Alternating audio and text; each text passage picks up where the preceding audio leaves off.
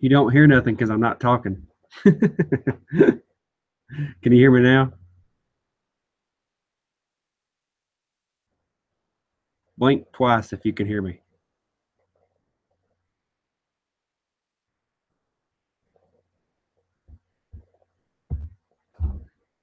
Can you guys hear me now?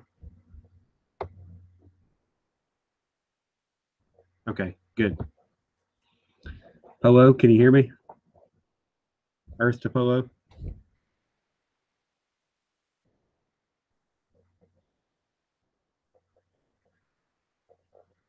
Trying this out here. Okay, good deal. All right, so basically what I'm trying to do is I'm trying this whole live stream out, seeing how it goes. I'm going to try to get MasterChudi on here later. He's also a YouTuber. He has a different YouTube name than he does Twitter, though. I don't really know why he does that. It kind of confused me the first time. I'm still trying to get used to it, but we'll see how that goes.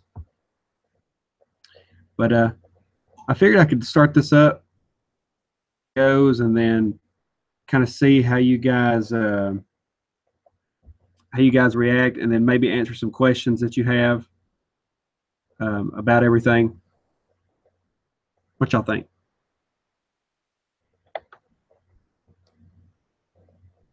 Hmm.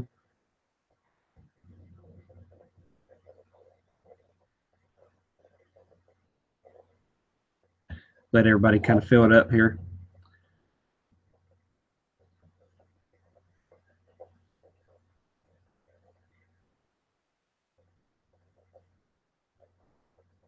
So I guess we can kind of do a Q&A while we're waiting on MasterChudi.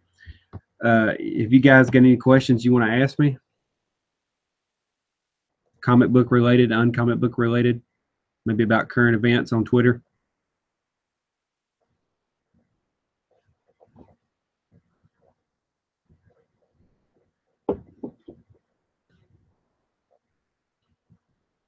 If I speak at once.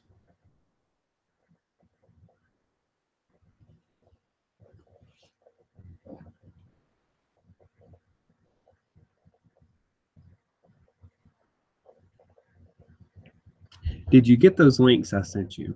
I don't think so. Let me go to my Twitter and see if I got anything. Did you get those clams I asked for? Why, yes.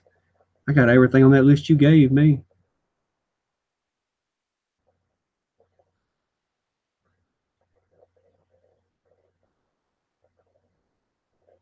I don't see any links. Did you send them by carrier pigeon?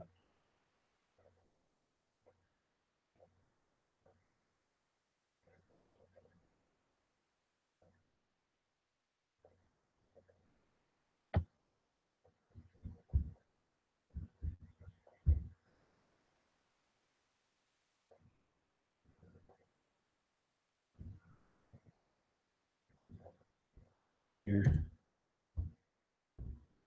Pull up the old Twitter here, see if I can get MasterChudi on here. No, I still haven't got rid of that STD. For some reason, I have the ability to climb on walls and see danger before it hits me, and a general dislike for anyone wearing a animal costume.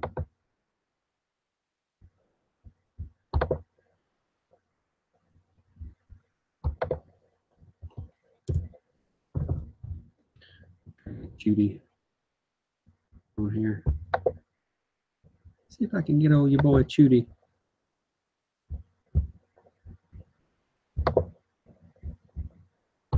He's probably gonna be like, "Thanks for starting it. Before I got here. Thanks." My plan for today is I'm going to talk about comics. I'm going to do a Q&A before MasterChudi gets here, and then after he gets here, we're going to talk about comics. We're going to talk about the things coming out, the things that we like right now, and then we're going to completely talk about drama the rest of the video because we know you like that.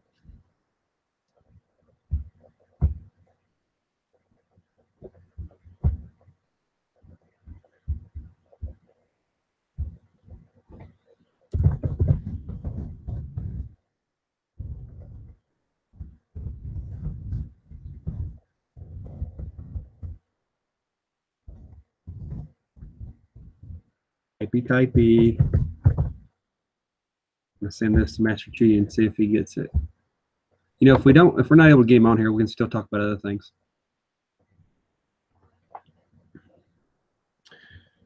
I don't want your links. Why are you trying to send me links to things? Just kidding.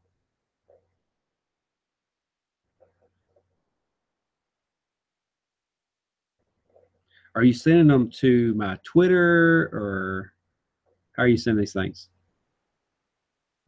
What do I think about the AC 1000 cover? Let's just see what I think about that. You're talking about Action Comics, right?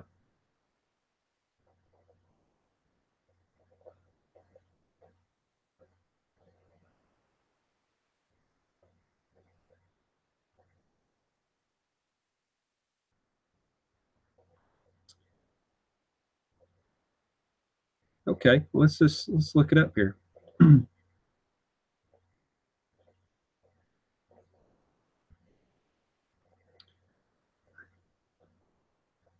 Is it a secret or something? Because I'm trying to find it and I don't see it. Oh, you know how you click on something and then you want to read the article and then it brings up like 3,000 advertisements, kind of like Bleeding Cool. I love that. I love that. It's the best.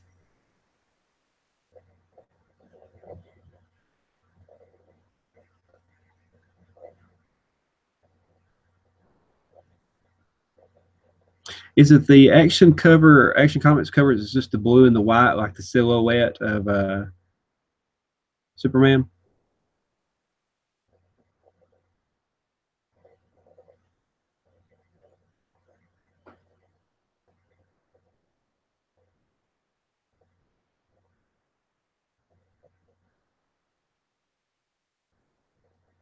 Oh, well, I don't know. That's kind of cool, I guess. But at the same time, it kind of. Yep. Oh, I think MasterChudi's on here. Yeah, I'm trying to like how all right, if I want to like I guess set up so I don't show my face, how would I do that? I'm just You're gonna want to turn off the camera part. There's gonna be a little camera icon on there, and you're gonna click that to turn it off. Okay, cool. Bam. You got it. All right. Now let's see if I can somehow get you. Oh, I think you're on here. Yeah. Yeah, there you are. All right. A little bit of a lag on here. Gotcha. If you can find some headphones or something, that way it won't have any feedback. All right, hold on.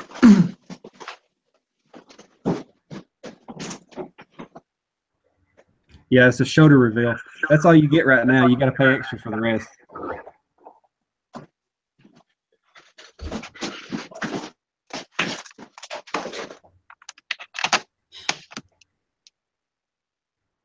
I love this. Can you hear me now?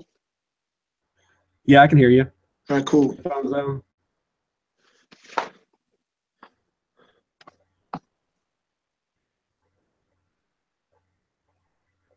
Get your headphones going. You ready to go? Yeah, I'm ready to go. A little bit early, but that's all good. We're going to be on here for a little while because I remember when I was on the live stream with Captain Frugal, I think we're on there for like 2 hours or something. Oh, I was like, yeah. man, I got to get off here. Yeah. So basically what I was trying to do is I was doing like a Q&A, letting people kind of ask questions about things. They were asking about the new Action Comics 1000 cover. Have you seen that? I haven't actually. Let me take a brief look at it. Hold on. Take a look at it. You might be a little bit underwhelmed.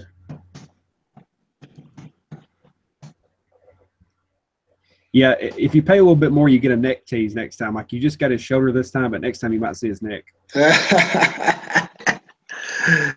Ah, yeah. Hold on. That's some Amish porn for you right there.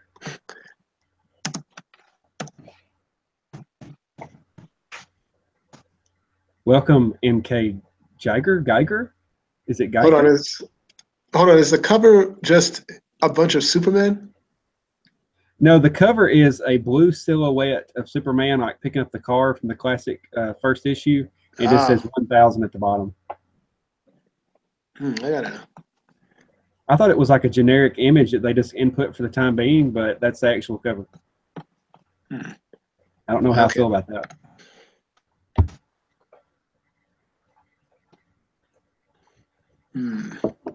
So while we're waiting on him to get ready, I want you guys to kind of tell me a little bit about yourselves. Like, as far as artists go, like who would you say is your top artist right now that you kind of look for when it comes to comic books?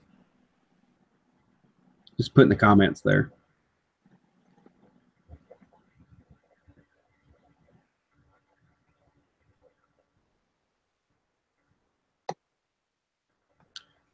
For me, it's probably going to be, I don't know. I like McFarlane. He's always been one of my top ones. And also,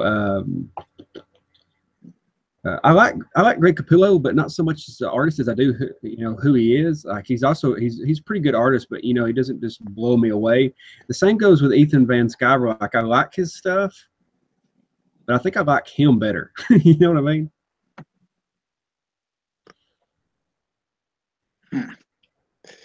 Okay, well, at the moment, I'm not seeing it, but I can guessing that it is probably the cover itself is probably underwhelming, I guess, if it's just a callback to the #1 from the 1930s, I guess. Yeah, it's basically just a blue silhouette of him and partial of the car.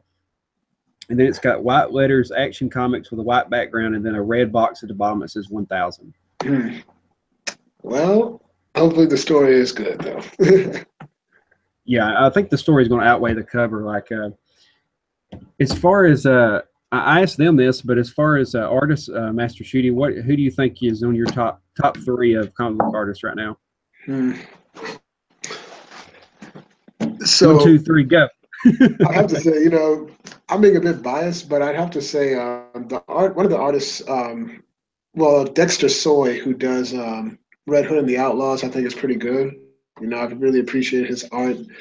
I think he's also pretty good. But I really dig Jorge Jimenez, who does Super Sons. Yes, I was going to bring him up. Yes, I really dig his style. Yes, he's so good at drawing the kids, like his actual kids. That's hard to do. Yep. He's pretty nice too, isn't he? I think I've interacted with him a little bit on Twitter. Oh yeah. Other guy that I'm thinking of that's also Brett Booth. Have you talked to him a lot on Twitter? He seems kind of cool. I have actually. Really, it's been Ethan Van Sciver, who's one that I know that is pretty professional with the fans, but I've never really interacted with enough pros because at the moment one has to be cautious. Yeah, for real. Somebody said that they liked his Cyberfrog stuff. As a matter of fact, I had been thinking in the back of my mind as I was watching, Ethan Van Sciver's videos. He did that one video on the Fuzzy Buzzard, and like the next thing you know, on eBay, all of the issues disappeared. Well, dang. So then I was thinking, yeah, I mean it's pretty awesome marketing right there. So I was thinking to myself, what else has he done? And he was talking about Cyberfrog that he had done, and I was like, So I got to looking, and as soon as I was thinking about that, he did a video and he was talking about Cyberfrog, and I was like, oh crap. So I immediately dropped what I was doing, went to eBay, bought a copy of #1 before they disappeared. Hey, get it. You got to get it. I mean, it's only $1. So, I mean, you can't beat that for something that's going to be part of history. That is true. So, as we're waiting for more people to kind of fill up the live stream here, we promised Donna Troy there not to really talk about drama on Twitter and things like that, but I do want to ask your opinion. Deal going on today with Diversity in Comics and Gad Ramon or whatever his name was. So my whole thing is that I watch. I don't really get too heavy into it, but I watch. You got these guys who are just, Twitter is not the place where you rage because it just gets a bit awkward. And Diversity in Comics, I think, is picking up on the idea that, I gotta chill, I gotta chill, make sure that these guys don't get me riled up. But this dude, this Gad, and then I guess this Melissa that was also messing with him too. Like, I just look at them and they like, as long as they spout the correct terms and everything like that, no matter how they deliver it, they feel like they're invincible. But and it's really dangerous because nobody can really speak their mind. But you got these guys who don't know how to properly like debate. All they know is like venting emotion, and then you have all of this. But I think that diversity in comics, as long as he keeps his cool, he'll be fine. He got one community. It's like he's got this one community strike where he can't post any videos, but he got the last one appealed and won that one. So I'm confident he's got this one. So we'll see. Yeah. I think it all just kind of got overblown. The problem that we are having is Twitter. That's the problem. You're held to 180 characters. It's just like text messaging. Have you ever texted someone and it sounded like they said, "Why are you mad at me?" And you're like, "Oh, I was just answering your question." Oh yeah. It gets taken way out of proportion, and before you know it, they're blocking you, hard blocking you, and then they're tagging FBI on Twitter to try to get you flagged. Yeah. Okay, that one is a little bit new to me. Like, good day. First of all, why does FBI have a Twitter? And second of all, that just flashes back to CSI Cyber Division. Oh man. But anyway, my whole thing is if this is the way I've always been about stuff. If someone is coming at you on Twitter or anything, if you will take 24 hours to think about it before you do anything like you can argue with somebody, but before you do anything overblown, if you'll take 24 hours to think about it, a lot of times you'll be over it. Mm-hmm. Definitely. And I definitely don't want to, do that to someone like Diversity in Comics or anybody like that, because, they kind of give you insight, and it's like, why get on a personal level with them when you can just kind of sit back and just let them works as far as comic goes and just kind of learn from them. Yeah, I mean, but nobody wants to like take the time, which is why, out of everything, Ethan Van Sciver is such a breath of fresh air. But even before Ethan didn't, those who focused on their work as opposed to getting in with the fans, also tended to be very good. Like you go to Charles Soule, who writes the Darth Vader comics and Astonishing X-Men. He doesn't really get in it. He doesn't really get into it with the fans, from what I've seen. Same thing with Scott Lobdell, Red Hood and the Outlaws, and then Peter Tomasi and the rest of them. They just keep to themselves. Ethan knows how to like work with people, which is why he's confident that he can do that. And people like it. And I think pros who really weren't well known are starting to see this is the way to go, as opposed to what a couple other people are doing.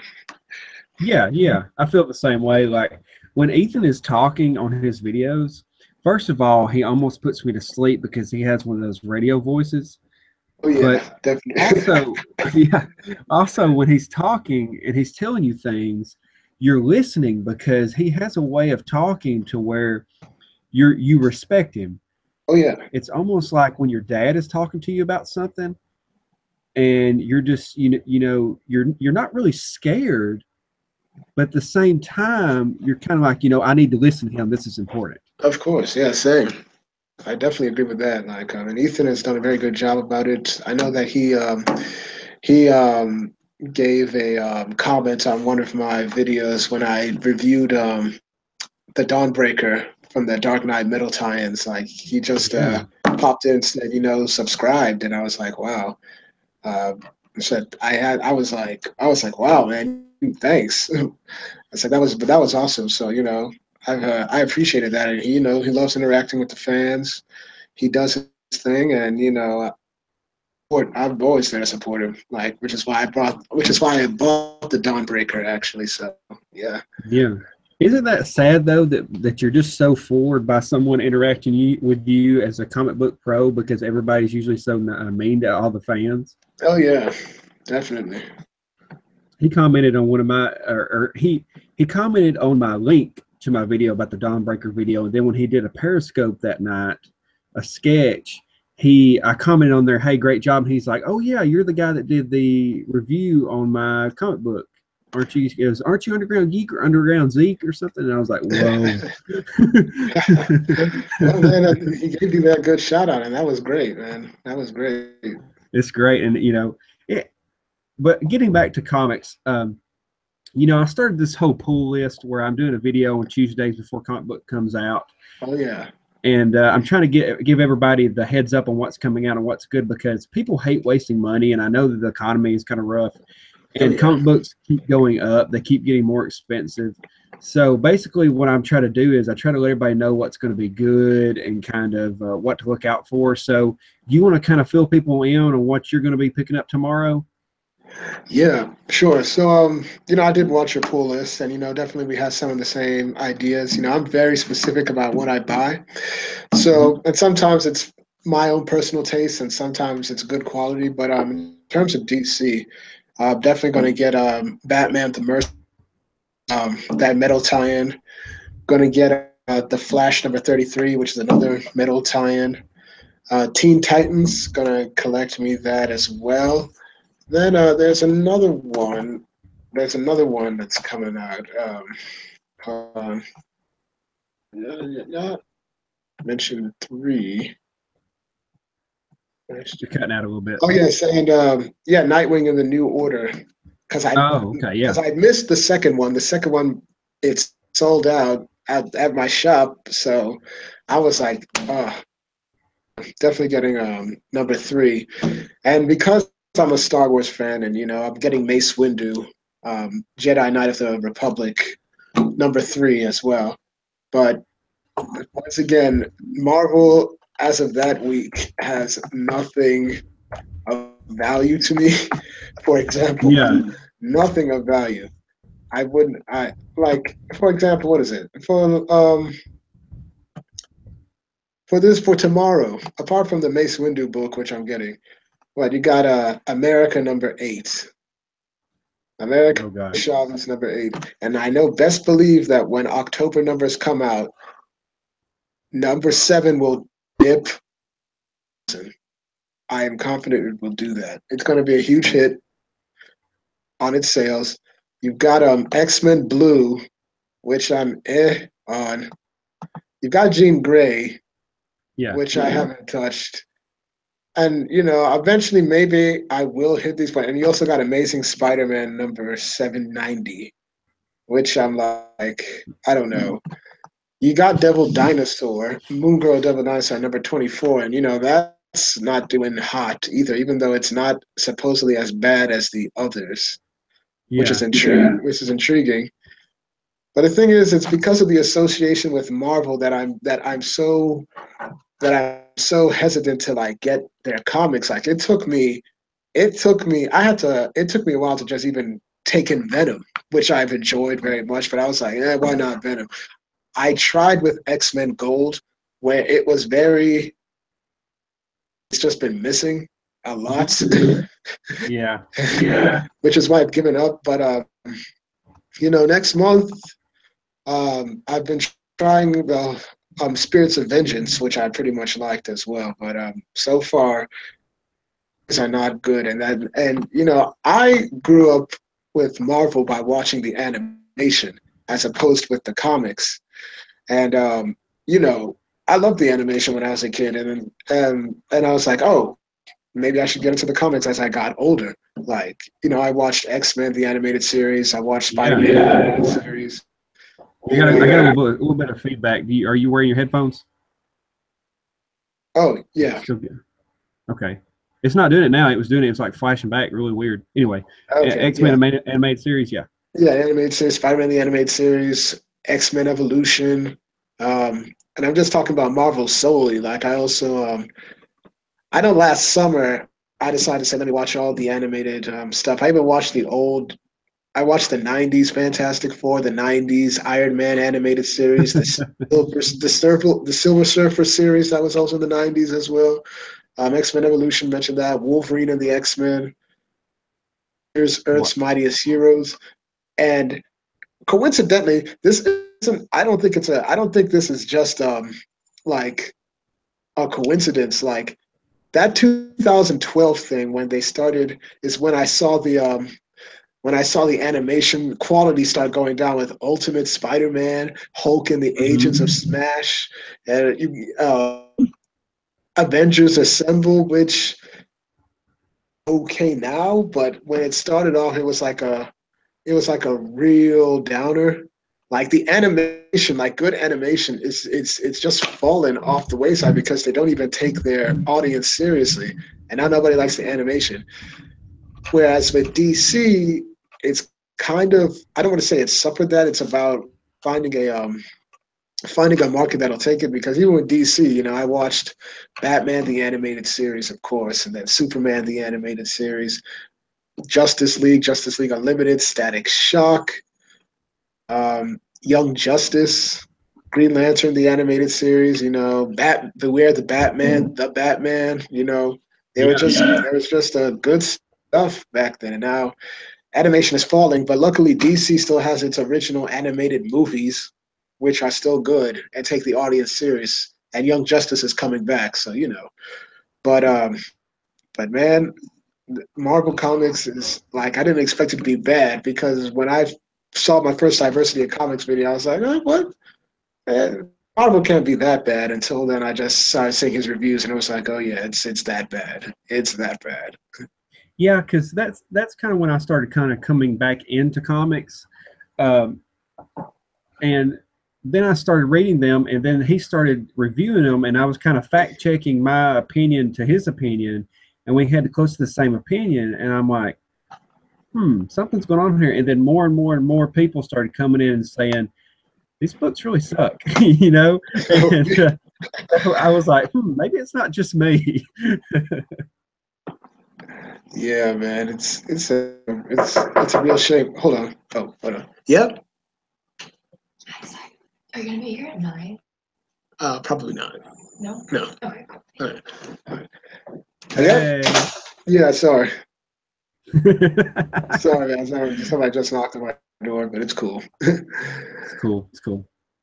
So yeah, you were talking about the animation has dipped down. When I was a kid, I watched. I watched a lot of TV, and Uh, so pretty much I watched all of the TV shows. And you compare like Toonami to other yeah. shows, Tsunami. and it kind of dipped down a whole lot because you'll be watching like Dragon Ball Z and Big O, and then you'll start watching something like I don't know, Spider-Man animated series, and you're going, what's going on here? Yeah, that's true. I'm not gonna lie. I mean, I was a huge Toonami fan when I was a kid. Still am. I mean, it's still going on, but Toonami back in the day was very good. Yeah, I mean, it was kind of the pinnacle, and then whenever everything kind of left, it made me really sad because it was kind of like a a changing point in your life. Oh When yeah, that stopped, it was like, okay, it's time to move on now.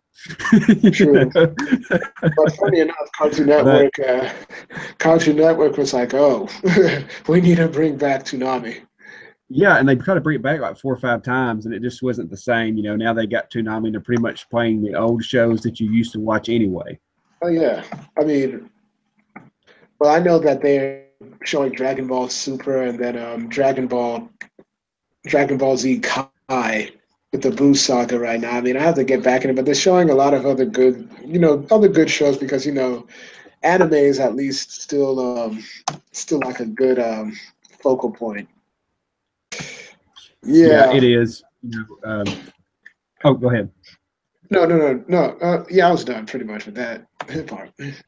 But on to the comics side, it's kind of crazy what's going on in comics right now. Like, I kind of dipped out of comics for probably about 5 or 6 years. Kind of that just life happens. That's the way it goes. And so when I got back into it, I kind of skipped Civil War pretty Yeah, much. that's the same. I dipped. But Yeah, the same. But it's funny because like as I'm looking back, I remember that I was never really into comics, but I would always read them Yeah, whenever they would just put it in front of me. And I know that one of the major comics I read that I was like, oh, this is cool, was on the death of Superman, yeah, like the whole thing. So that was one thing. And then I read, the epilogue after that with all when you had Steel and Superboy and the Cyborg Superman and that Punisher Superman just come together and decide which one, and then his return.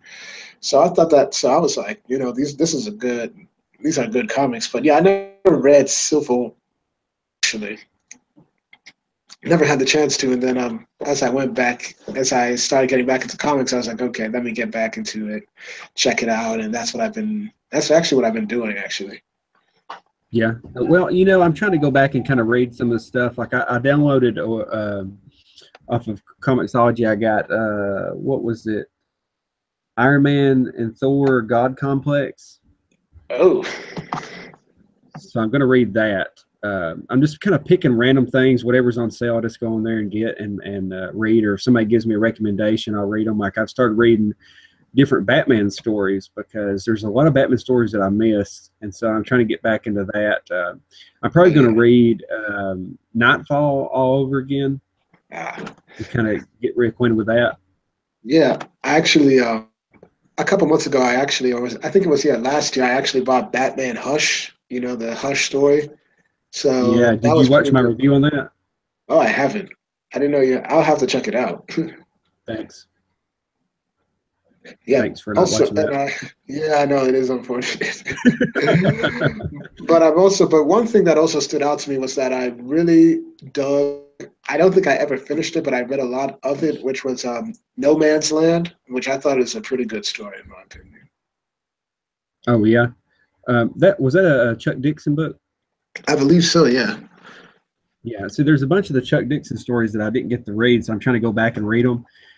And you know, Batman is one of those characters that has always had good storylines. There's only been a couple that haven't been that good, Yeah.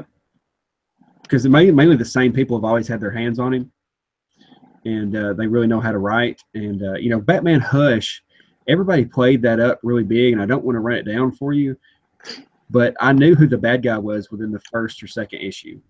Yeah, I mean, I have read it, and I get exactly what you mean by that because as you're reading, it's like, yeah, it does look pretty obvious who the villain is, actually. But you know what was really cool? They did an Easter egg of him in All Star Batman. Oh, He showed up as the regular guy later on in like 13 or 14, and something happened to him, and Batman was trying to save him and a couple other people, and I was like, oh, that's a Hush reference. that is awesome. Like, I that think is he even definitely called him awesome. Hush. Really? But Wow. have you read All Star Batman? I haven't read All Star Batman. I've heard good things about. Well, I've heard some good. I've heard mostly good things about it. You know, some people have other dissenting views about it, but it's generally an okay series from what I heard. It really is. Like I like eccentric stories with eccentric artwork that kind of someone's going to do a couple comic run and they're going to put everything they have into it, and it's generally a little bit better than your standard entry like comic book run. And so when I found out, I've been on a Scott Snyder kick here lately. When I found out he was writing that, I was like sold. Yeah, yeah. Scott Snyder's been So doing good. he did the Batman Shadow run. Oh, There was like it's a 6-issue run, and you go check it out. But it's Batman the Shadow, and he did the 6-issue run of it. And it's a really good story because basically what he's trying to say is that the guy that's the Shadow is involved with his mentor that taught him all of his detective and different combat skills when he was younger. okay. Batman. Oh yeah. Oh, so the Shadow was his mentor, basically, in a way. Technically, yeah. And so it's a really good 6-issue storyline on that, and they're fighting most of the comic book run line, and then at the end, they get back together. But it's a really good 6-issue run. It's short and sweet and to the point. And then they immediately started the Shadow Batman run, which is like I guess another story, but it's not the same. And it's done by Dynamite instead of DC. Mm. And so it's kind of weird. But Ethan Van Sciver did issue 1, so I got it and read it. But I don't think I like it as much as the other one. Yeah, I would figure. But it did have Professor Pig in there. You know, Professor Pig's fixing to be on the Gotham TV show. Yeah, man. And the thing is with Professor, because they also did another joke about Professor Pig, where he was in issue 14 of Red Hood and the Outlaws, and basically Artemis asked him the question, "Have you ever met the Red Hood?" And he was like, "In continuity, no, I've not met him." Which means like, yeah, we never met in the New 52, but I guess I'm seeing him now in Rebirth, so that's interesting. Yeah, I hope he doesn't become like DC's version of Arcade, Oh where yeah, oh he no, just kind of pops up into everything. yeah. But I think it's just good marketing because I think they knew that he was fixing to be on the Gotham show. So they said, hey, let's throw him in a couple of these issues, you know, to kind of pump up the ratings. Definitely. So you hadn't read All Star Batman, so can't really talk about that. But what are you reading right now? Are you reading anything Marvel that's good right now? So I have read Spirits of Vengeance. I'm reading Venom right now. Um, Venom, yeah. and it's definitely been a good pickup as well. I really enjoyed Venom actually.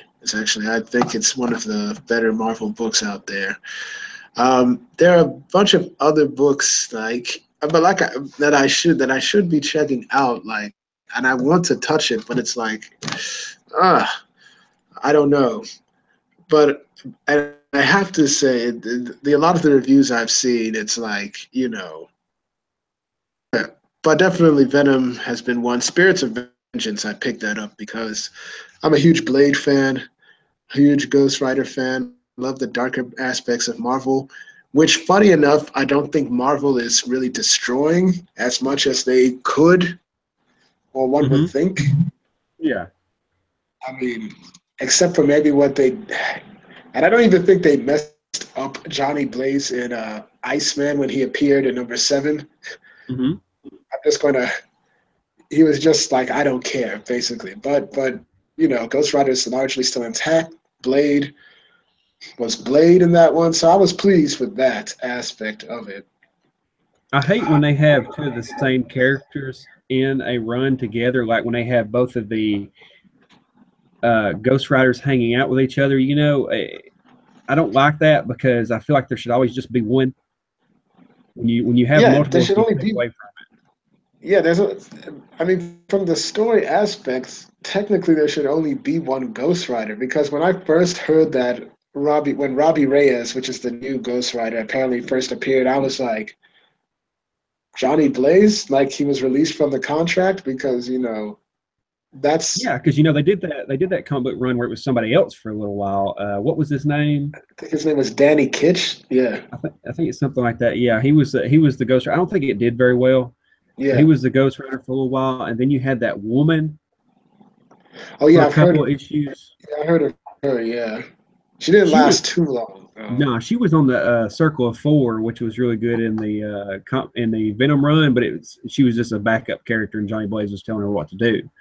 But so now we've got two Ghost Riders, where I guess technically you could have as many Ghost Riders as you want, because if he just Okay, goes yeah. around making contracts with everybody, then you could create those. But technically, Ghost Rider is the spirit of vengeance, which is the corrupted angel. So there's really only be one technical Ghost Rider. But then they said, you know what? We're just going to make this guy have the possessed spirit of his murderous uncle, and he's going to be the new Ghost Rider. Oh man, Robbie that Reyes. is. I definitely could see that happening, but to me, just because from what I've seen there, I can only see one Ghost Rider, and that's Johnny Blaze. It's the same thing with all of these like legacy characters that like, and ideally I get where Marvel is coming from, but it doesn't. It comes off as patronizing. Like, Captain America. I like Captain America as he is, and I'm a black man. So yeah, I love black Are you? characters. Yeah, Are you though? yeah. Yes, surprisingly, I am. I am. But the thing is like when I saw that Falcon was Captain America initially, I was like, eh? I was like, why? Because I liked him as Falcon. I like when a character is, his character. And then when Riri came in, I was like, what? See, Like, yeah, I was the same way. Like, I didn't pick up on the whole rebranding, so I just picked it up and started reading it. oh, And then I was like, oh, well, Falcon's Captain America. Oh, okay, well, yeah, So I just started reading it, and then they started copying, like almost verbatim, everything that Captain America went through, oh, like the cat wolf and everything. oh God, And did you really? read that whenever it started? No, but they really started. See, and you see, that's the problem. Like, there's no reason to paste all of Captain America's history and then have Falcon go through it. Like Falcon is Falcon, and I appreciated Falcon as like his own man. Like I don't need Sam Wilson as Captain America. I need him as Falcon. Yeah, In addition, like I think another one that also bugged me was Amadeus Cho. Like Amadeus Cho, when I first found out that he was the Hulk, I was like, when and how and why? Because Amadeus Cho, as I've interacted with the character, I preferred him as like he was just a super genius, but he was capable. Like he seemed like that dude that you would consult with, or if you needed like a specific job or needed hacking done, or you needed him to like build something for you, he was the guy to do it. Good yeah.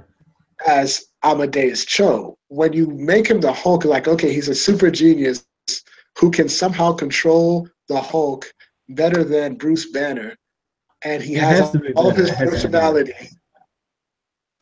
and he has all of his personality.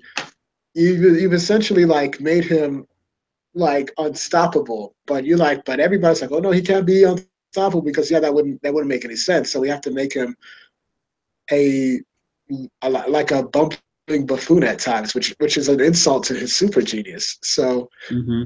I don't like I don't I personally that's the one that's out of all the generation characters, that's the one that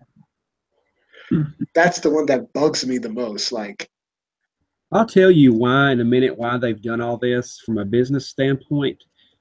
But I just want to point out something with the Amadeus Cho thing. They try to make him a super genius, but they don't actually know how super geniuses work. yeah. And I don't know if you've seen the advertisements for that show, The Good Doctor. Have you seen that on local TV networks? Oh yeah, I think I have seen that. Yeah, where I don't know whether his mind can somehow like recreate certain parts of like the human body, which allows him to like operate as a doctor better. I'm not sure. Yeah, he's autistic, so he has a type of photographic memory, and he's very good at retaining memory. So when he reads books and things, he remembers pretty much everything. So when he Uh, goes to look at an organ, he can actually just feel of the organ and kind of check it out some, and he knows if something's wrong. Well, okay. wouldn't Okay. it? Yeah. Wouldn't it? So you get it. You get it. Well, Yeah, I get it. here's the thing. Here's the thing. Yeah, first of all, they should have made him a different color as the Hulk. That would have made a lot more sense to kind of differentiate him.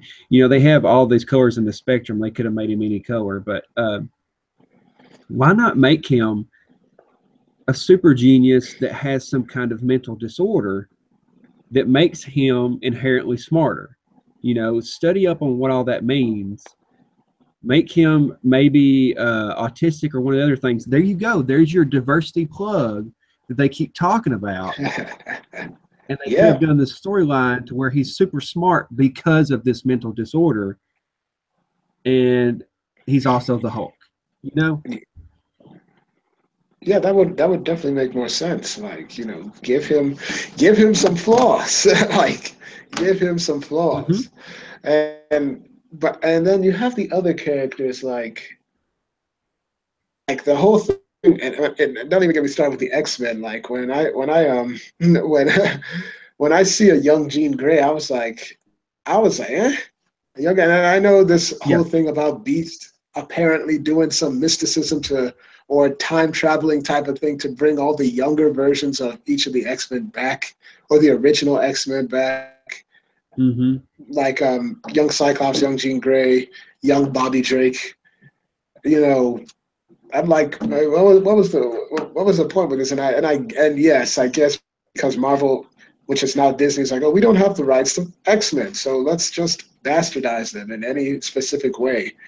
I'm Exactly. like, and I think that's what got me off rails because like after Wolverine and the X-Men ended, which was one of the great X-Men series, I was like, oh, where are the X-Men? And then I realized, oh, this is why the X-Men are not appearing in animation anymore, or they're not doing all of this like stuff that they should do in the comics. Like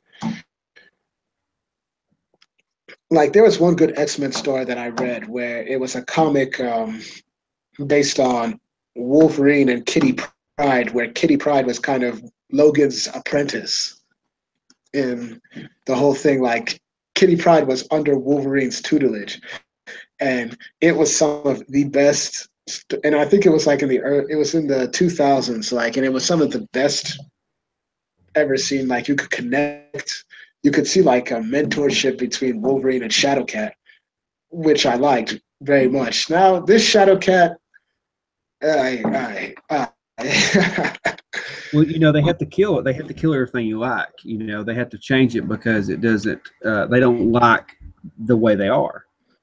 and that makes no sense to me. Like you wanted to like when I watched the X-Men, like as a kid, like I didn't feel any type of way. Like I was like, oh, Cyclops is the leader at the time. Wolverine is this person, but he also had Storm, who was great.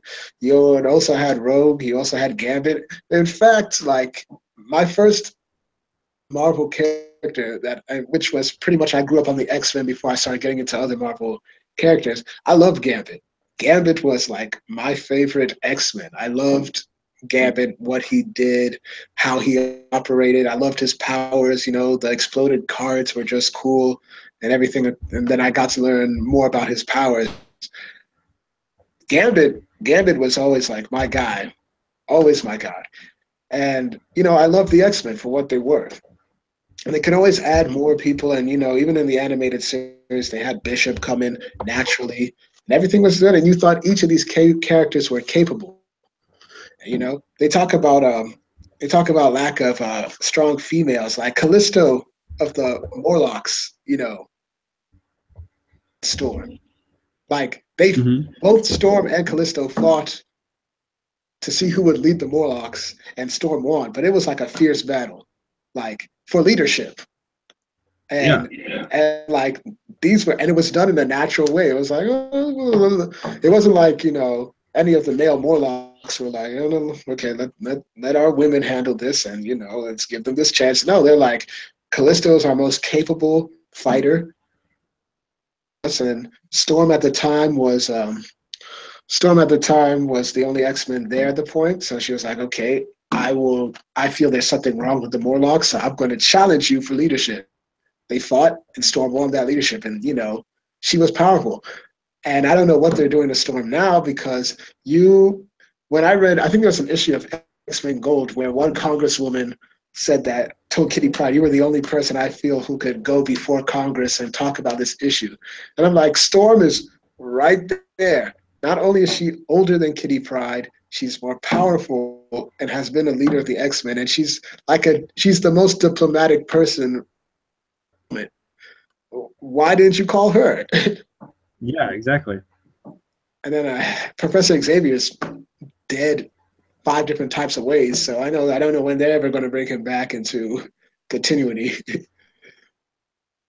Yeah. Well, let me tell you this basically from a marketing standpoint. This is what I think has happened to Marvel in a nutshell. Basically, you know, sales were going down. They Yeah, started hiring these people on the cheap, and basically, these people were not qualified. But you can pay them three-quarters of what you pay everybody else, and you don't want to develop that many new characters because people don't know those new characters. So therefore, you're scared that sales are not going to be good because when sales are good, that's when you start developing all these new characters. Because you can kind of yeah, go off on your own and say, okay, we're going to do this guy. He's going to be new, blah, blah, because, you can kind of break out. But when sales are bad, you kind of circle the wagons and you say, okay, this is what we're going to do. We're going to use the mainstream characters and we're going to change them because people are already going to read these comics. So let's hire this guy that we can pay 75 cents on the dollar and get profits back up. But the problem is the people that they're hiring don't know what they're doing because you're not making them do any research. You're not checking in their background. You're just saying, will you take this pay? Yes. Okay. Well, then I need you to write this comic. And then when they don't produce good work, then you say, well, it's the customer's problem because they're being too harsh and too criticizing on the writers. They're doing the best that they can. You should be okay with that. And that's basically what's happening. Yeah, that's terrible. Like, you want somebody who, basically respects the characters. Like look at Bobby Drake. Like, Bobby Drake is one of the travesties of this issue that you've explained. Like, Bobby Drake was well, first of all, I maintain this. Bobby Drake has always been straight. To me, always has been straight. And there was no reason there was definitely no reason to do what they did to him. But apart from that glaring aspect, like his whole personality, like Bobby was a young, hot-headed youth who Professor Xavier picked up and basically tried to discipline him and put him in the right direction. And he took the lumps during his time, and he learned how to be like a better actor. And even his relationships, like with Polaris and Rogue and Shadowcat, they were bumps in his lifetime that eventually made him a better person. But this guy, especially in the last issues that I saw, this last issue of Iceman, where he was like, oh, Black Widow's dead, man, this is so bad. Oh, guys, I'm gonna get hooked up with this random guy. We're not gonna mourn anymore. Black Widow's dead. Yeah, that's old news. It's like Bobby Drake was like heavily loyal to his friends. Like, I think that's what this new thing, like, I think this is what that new thing is like. Really, like, this new iteration is like, there's no loyalty. There's like no sense of honor, like honor among any of these, what they've done to some of the old characters and these new characters. Like, I don't think any of the champions are necessarily loyal to each other. They're all like, okay, we're on the same team. Let's play nice. Like the Avengers back in the day, they were loyal. And I see what okay, I'll try to stop, but the Avengers were loyal. No, go on. Yeah, X-Men, they were loyal to each other. Even what is it? Luke Cage and Iron Fist, when they were like heroes for hire. Best bros. Yeah, loyal to the core. But I don't think Riri Williams is loyal to anybody. I don't think the champions are loyal to each other. I don't think. I definitely don't think.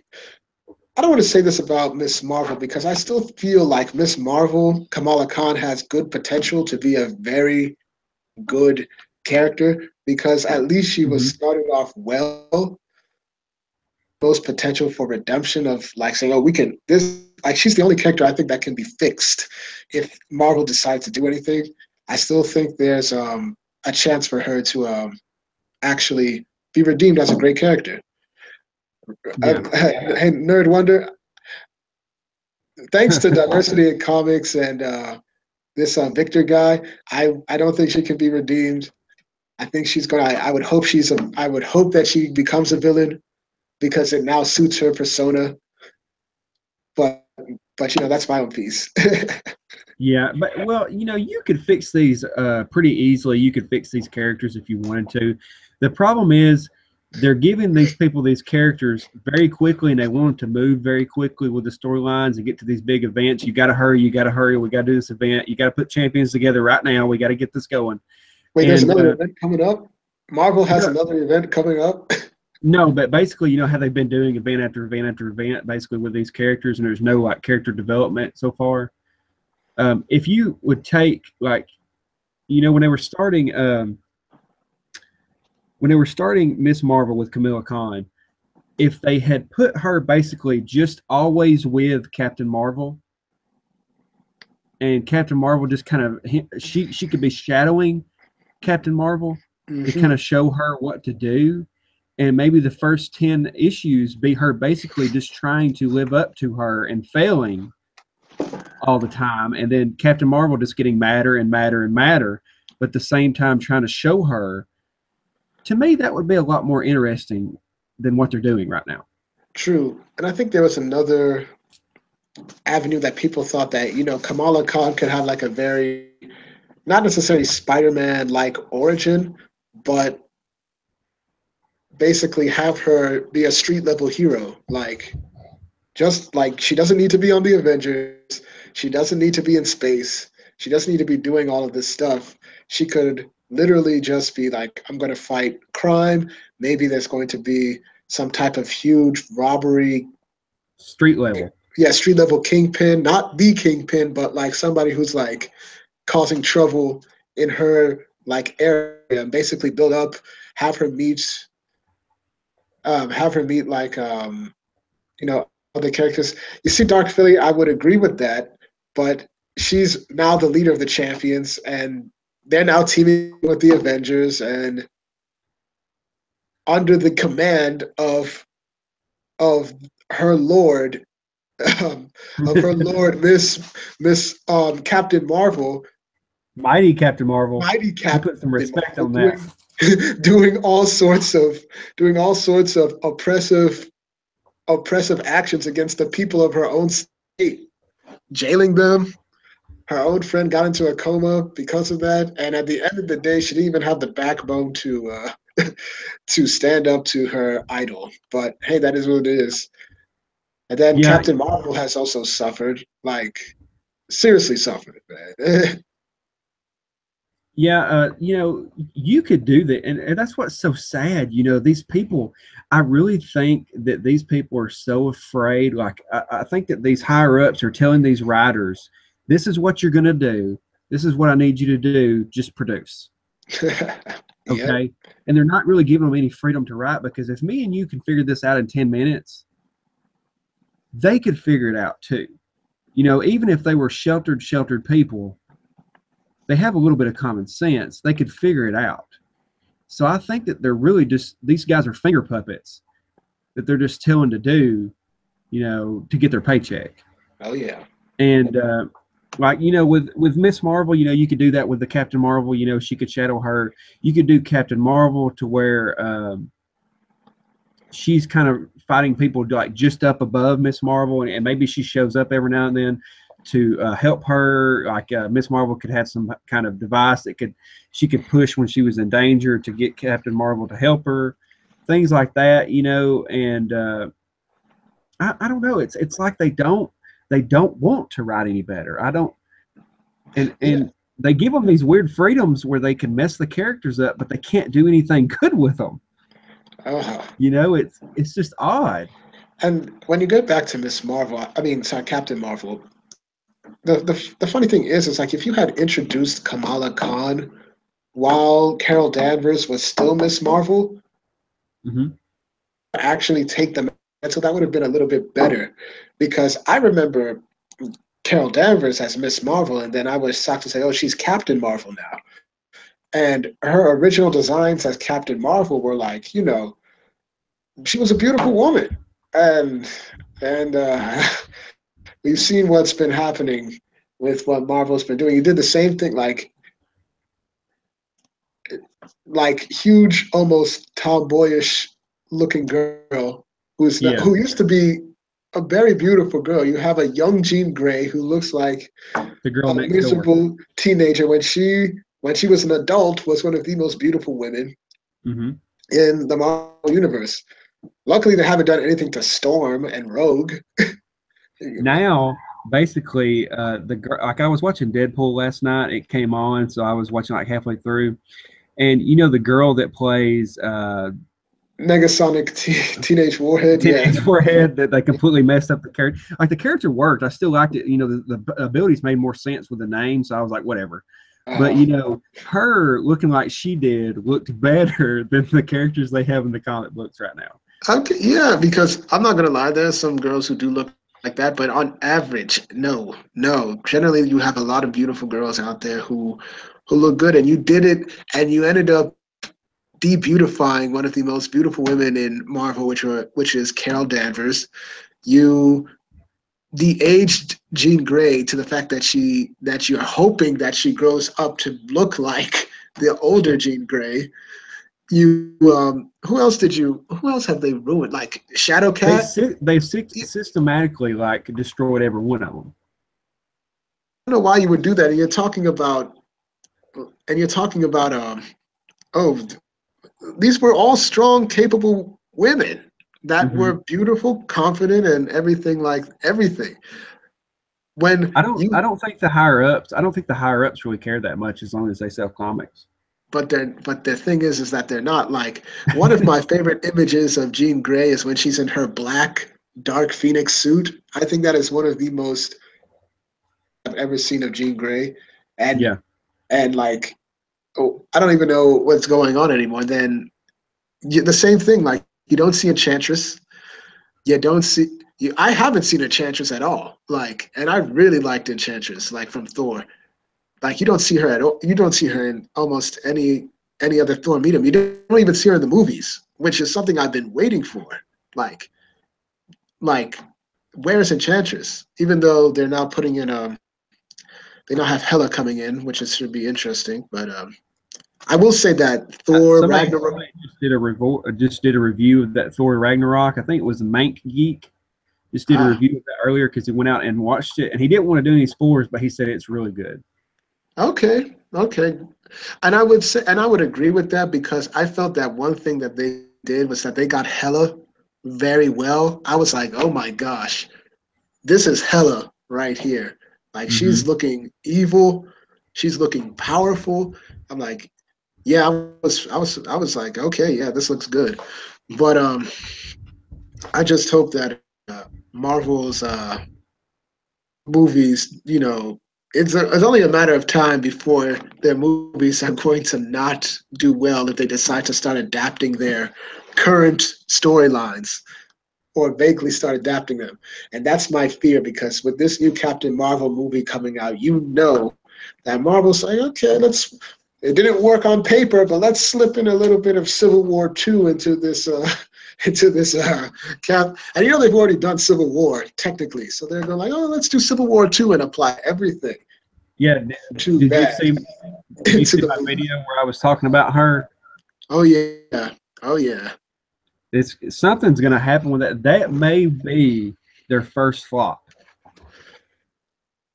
But the thing also Yep. that I'm worried about is Black Panther as well. Like I don't I know. That looks really good. it looks really good, but I know why Disney is pushing it. Like, oh yeah, look at us. We got all of these black people ready to go. And I'm like, look, All these black people. yeah, I'm like, look, thank you.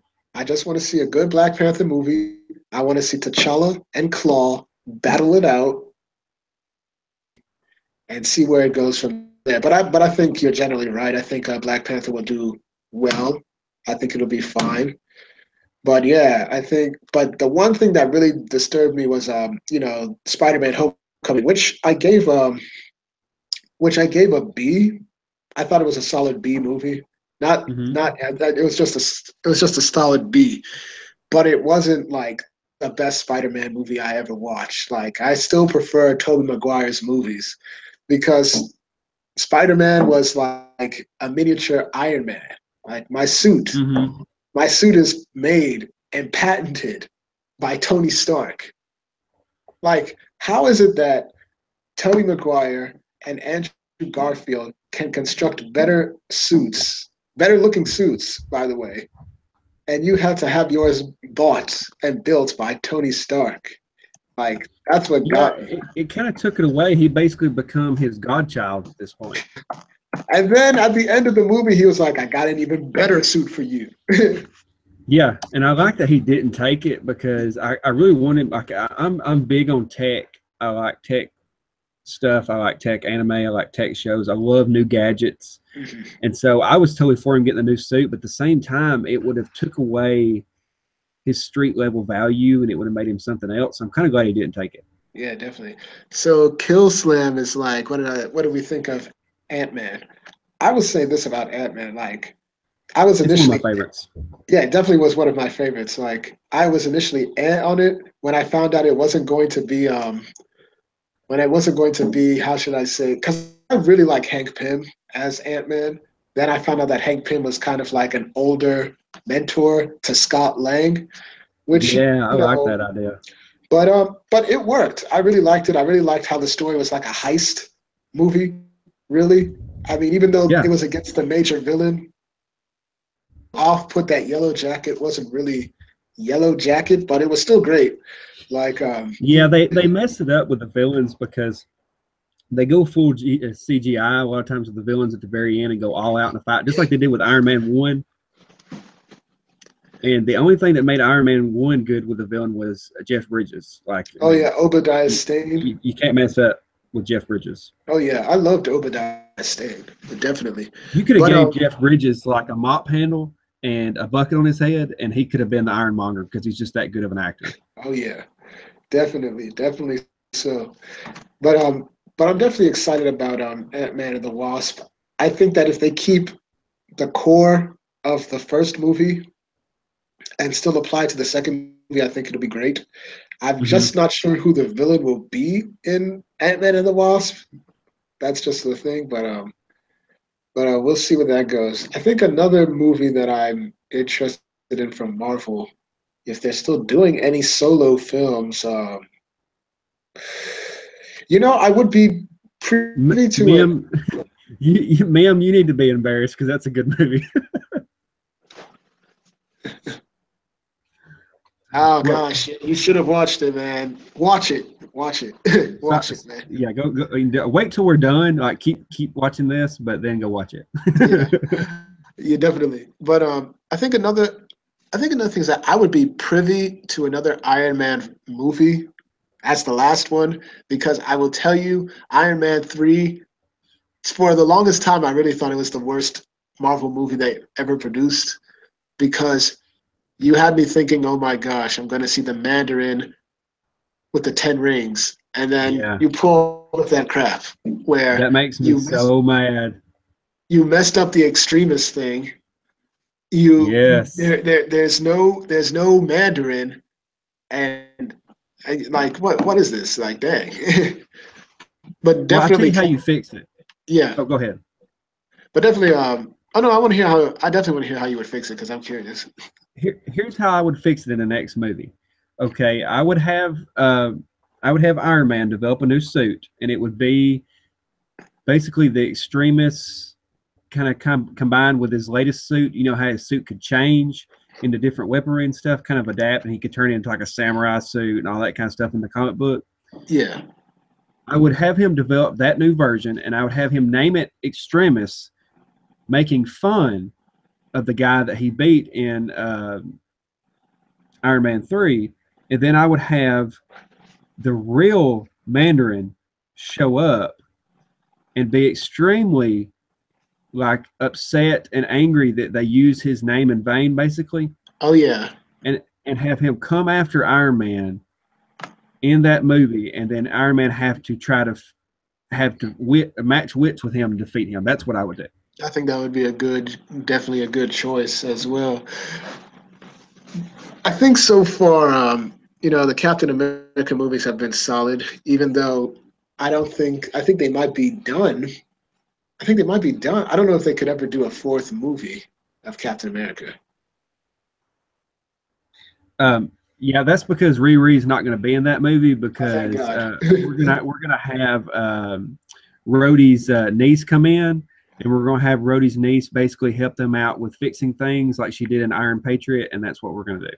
You see, that would have been and they've killed Rhodey, like in the comic Yeah, in the comic universe, like he's dead. he's dead in the comic, and he's handicapped in the movie.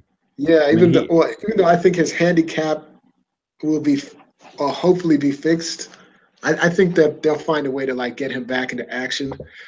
But but yeah, killing off Rhodey in Civil War II made no sense to me, man. Like you killed somebody who was definitely already a beloved character, who would have filled in your checkbox, and who was actually Iron Man before, and then you killed him. hmm You And you know killed him. what? You know why they did it? Because they were trying to give Captain Marvel a reason to fly over the edge, but they didn't do it the right way because they should have made Captain Marvel into a villain. Oh She yeah, should have just become a villain that Iron Man had to stop. And then at the end, he kills her or something, or puts her in a black hole or a wormhole or something, sends her away, where she's not technically dead. And that should have been how they ended it. yeah, definitely. Oh wait, Mim, wait, why are you surprised about Don Cheadle coming back? I'm curious. Was there a Don problem? Cheadle's awesome. I like him.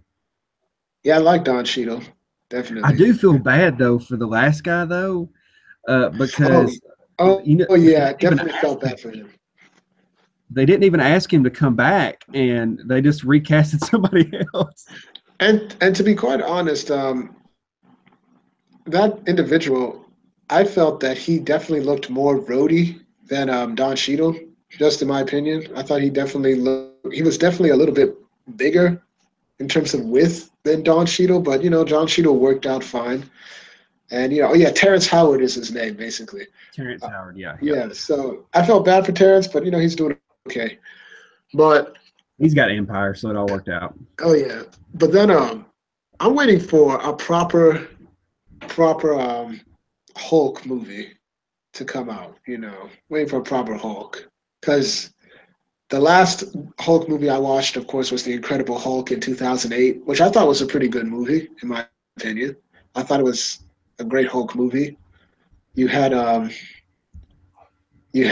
the Abomination versus the Hulk, which was very good. And the thing is that it ended on a cliffhanger. It ended on a potential cliffhanger because you had the leader Easter egged in there when Hulk's blood fell on a cut on his head, and his like brain started expanding basically. So Mm-hmm. I was really hoping to see, oh, we're gonna get us a Hulk, we're gonna get us a third Hulk movie or a second Hulk movie to a sequel, and we're gonna see the leader come up because of the because we got instead of him we got what's the guy's name who plays the Hulk? Ruffalo, Oh yeah, Mark Ruffalo. Ruffalo, Like yeah.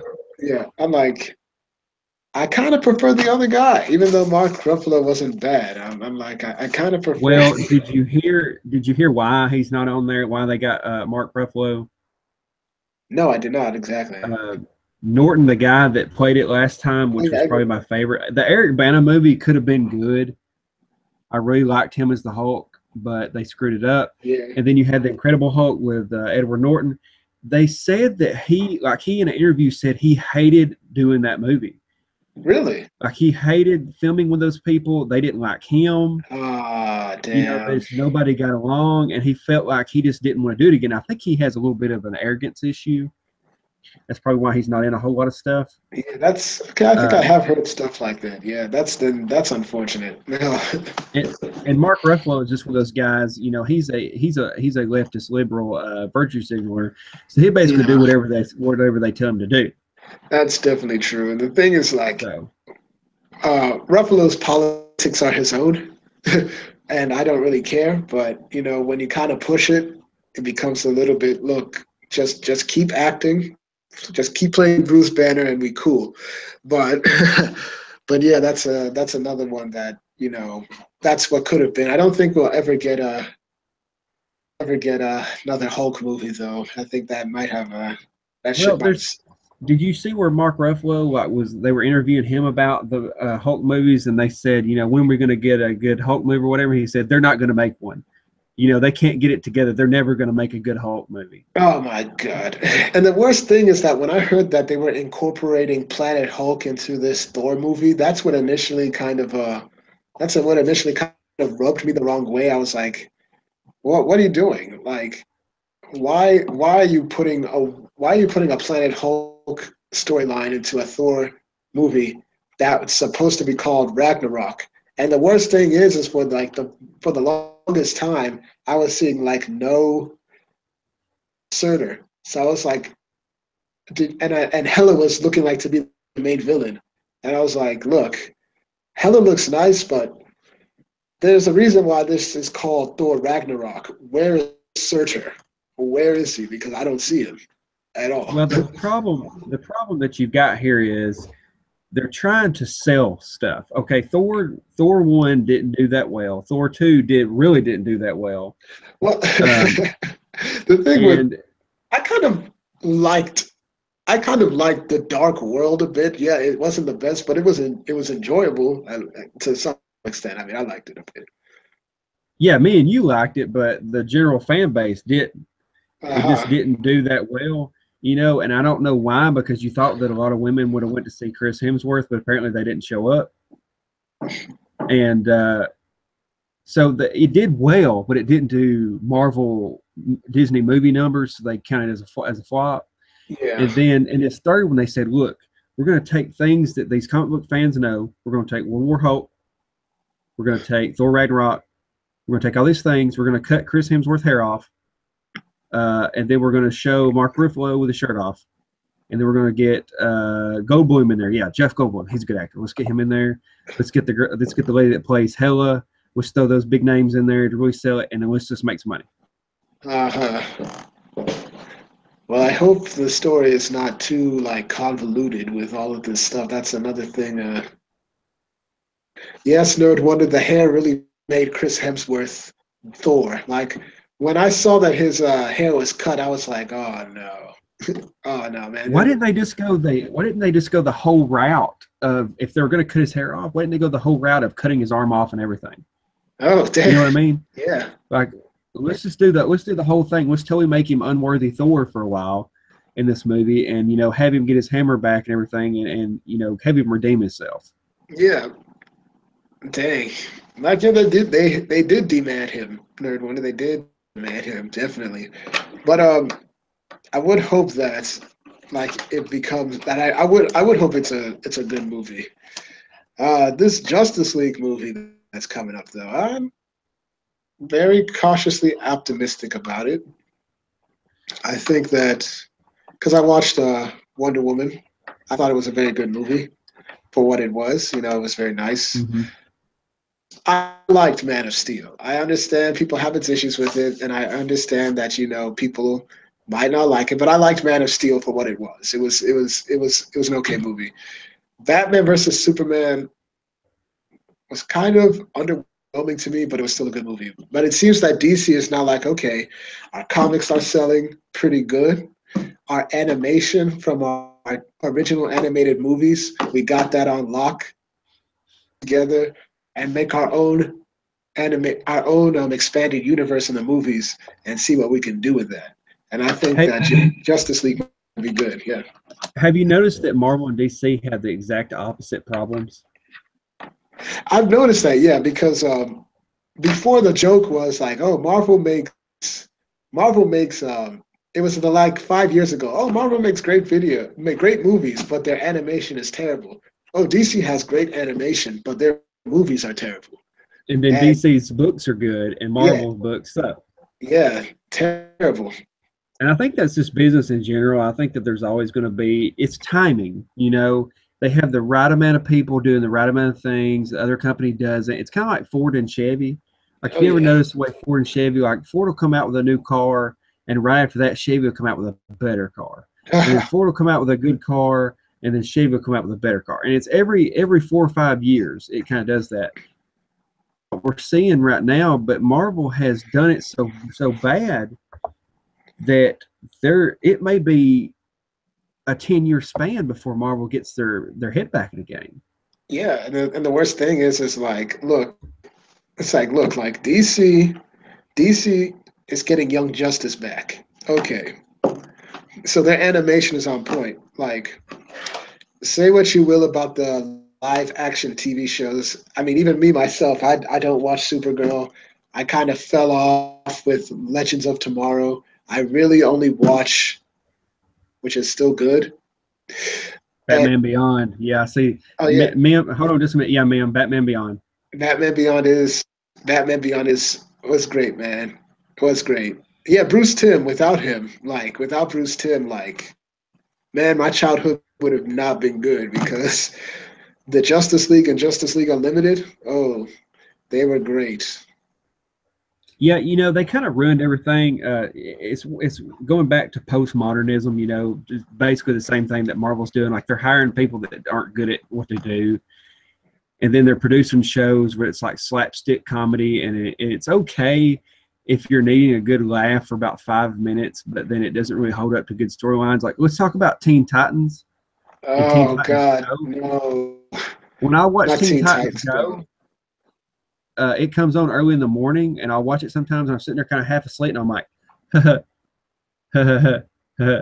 it's kind of funny, but it's not Teen Titans. Like, let's bring It, back Teen Titans and have the actual characters doing interesting things other than slapstick comedy for 20 minutes. it's funny because the voice actor who did Slade, Deathstroke in the original Titans, Teen Titans show, when they asked him about Go and why he's not voicing Slade Wilson and that, he said that he doesn't want to do it. Like he does not want to offer his voice to Teen Titans Go at all. He does not want to.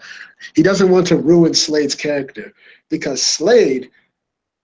Titans came out and Slade would always jump on the scene. I was like, oh my gosh, it's getting real today. Like Deathstroke is ready to Oh, go. yeah. He was like Like, their Ra's al Ghul. yeah, basically. Like Slade was probably one of the best villains of my childhood. Like he was that good. And the voice actor was like, "Yeah, I'm not going to offer my voice for any type of slave work at all for Teen Titans Go." And to Teen Titans Go's credit, there are some times where it's really humorous. Sometimes, for the most part, it's just annoying. And the worst thing is that they've done episodes where they talk about, "Oh yeah, the old show is better," like where Young Justice did a technical crossover with Teen Titans, and they were like saying, "All you do is funny, like you're nothing," and everything like that, rubbing insult to injury to the fans that wanted Young Justice because Young Justice was canceled. Then they did another episode where they saw their original selves, and they were all like, "Oh my gosh, that show was so good." Yeah, I saw that episode. It made me so I mad. was like, "You're not bringing it back." Like, and I know some people are like saying like, "Oh, maybe this will all be a bad dream, and we will wake up to like the original animation." And that animation is like 14, like it's like 11, 14 years old, and it still looks better than Teen Titans Go. It kind of reminds me of the whole Samurai Jack thing because they brought Samurai Jack back and did that little mini series and did it right, and I thought it was pretty good. Oh yeah, it And was good. it really slapped everybody else in the face with all these canceled series because they could bring back Teen Titans if they wanted to. Oh yeah, they could. They could. I It's the love. fact that they've got these people in here that are cheaper that they can pay less. Oh yeah, when Samurai Jack for the final season came up, I was like, "Oh my gosh, it's coming back!" Then when it finally appeared, it's like when it finally appeared, gosh, this is great. Like, and the thing is, like it appeared on Adult Swim. They gave all the control to Gendy Tartakovsky, like the guy who's done so much for Cartoon Network. They gave him control, and it was a great show. And there was some Emmy worthy. It's like there was some Emmy. That's some Emmy there, and there's like another show. I don't know whether you've heard of it, Symbionic Titan, by the same creator. No. Oh, well, that's another show that was very good. That was canceled by Cartoon Network. Very good show, only lasted a season, but many people are hoping that it'll come back. But yeah, and I have watched Spawn, man. Like I watched the Spawn animation actually a few months ago, and I was like, "Oh Oh God, that yeah. was good." And it ended on a cliffhanger. I was Hey, like, "Oh man." let me ask you something here. This is a little bit off topic. They were talking about the Max there, and it reminded me. Did you read any of those Marvel Max series? I never have actually. No. Uh, I just randomly picked up Wolverine Max, had no idea what it was, started reading it, and I actually really liked it. Like when you're talking about the Spawn HBO series, it's almost like a Wolverine HBO series Oh wow. because it's like Wolverine if he was a guy that went around murdering everybody. Oh whoa, dang. And he's got actual problems where he's like homeless, living in a truck. He's got a mattress in the back. He's got a dog with him. And, he's on the beach in California hanging out. He meets a beautiful girl. Beautiful girl's like tricking him into being her bodyguard. He saves her, and bad things happen, and kind of goes from there. And then he fights Sabretooth at one point, and Sabretooth is like still his ancient enemy. He even has flashbacks to back in the samurai days when he and Sabretooth are basically running around murdering people. And then they fight in like our time, and he starts really laying into Sabretooth and tearing like his guts out, and his guts are hanging out. He's trying to hold it, and it's really awesome. Whoa. I gotta look at that one then. Basically, Sabretooth is just laying on the ground against a tree with his guts hanging out, trying to tell Wolverine not to kill him. Oh my God, Sabretooth in that position? That's interesting. And it was pretty cool because they drew Sabretooth, and Sabretooth looked like a real-life monster in the face. Like, he looked like a animal when he would snarl at Wolverine, and you were genuinely scared of him. Wow. That is definitely something. What's happening in the background? I hear some stuff. Oh, yeah, so I was putting... You're cutting out on me a little bit. Okay, you're back now. Cool. Can you hear me? Yeah, I can hear you. Uh-oh, you're cutting out some. Don't go. I'm not good. Oh, I'm still here. Yeah, I'm still here. But yeah, so you definitely need to check that out. Now I'm going to read some of the other series. I've kind of tried to ask Captain Cummings about them a little bit, but he's so busy he can't really tell me much about them. What you said? Oh crap, we're rocking out. Yeah, basically. Holla. Yeah. I know, man. I'm still here. I'm trying to find a quiet freaking area. Are you at a club? No, I'm in like a, how should I say? I'm in like a hallway. But yeah, hold on. Yeah, Punisher Max. I may have to check that out, Mim, because I'm reading Wolverine Max right now, and it seems to be really cool. And so I may check out some of the other series. It's just awesome whenever you find out new things that you didn't know anything about, and then you just find this kind of holy grail if you finally get something new to read. Yeah, true. Sorry, Captain Frugal. Turn down the noise. Yeah, Kill Slam seemed to like it. But yeah, but as you were saying, there are like a lot of series that are out there, like that are very good. Like I said, I really love in terms of animation. There's like good stuff. There are still some good creators that have some good stories out there that are very nice. That keep to like telling a good story. In terms of comics, like I didn't think that that once I got into reading comics, I was like that I'll be finding these good stories, which is why DC Metal. It's just why DC Metal has been such a breath of fresh air to me because I've really loved it. Like all of the tie-ins, the story, everything. Mm-hmm. It's been beautifully done. Beautifully. See, I try to find things wrong with it, and I try to not be such a fanboy when it comes to it. But when you've been dealt a bad hand so long, and then this awesome storyline comes up, you just kind of go, "Okay, I'm fully on board. I love this." Yeah. And the one thing I'm waiting for, and I've always thought to myself, is like, the man who laughs, the Batman who laughs, like he's definitely. I said in one of my reviews that in terms of like Barbados is supposed to be like this, like the big bad. Convinced that the Batman who laughs is the real major player in all of this. I Mm-hmm. don't think he's like a rook. I don't think he's a knight on a chessboard. I think that he's really the king. I think that he has something big planned and that Mm-hmm. he's not just working for Barbados. I would very much be hyped for that. Oh yeah, I think there's definitely something going on. I think it's going to be that classic story of he keeps playing the game for Barbados to make him think he's on board, and then at the very last right moment, he's going to pull a star screen, and he's going to try to become the leader of the group, and that's either going to get him to be the new king, or he's going to be killed instantly by Barbados.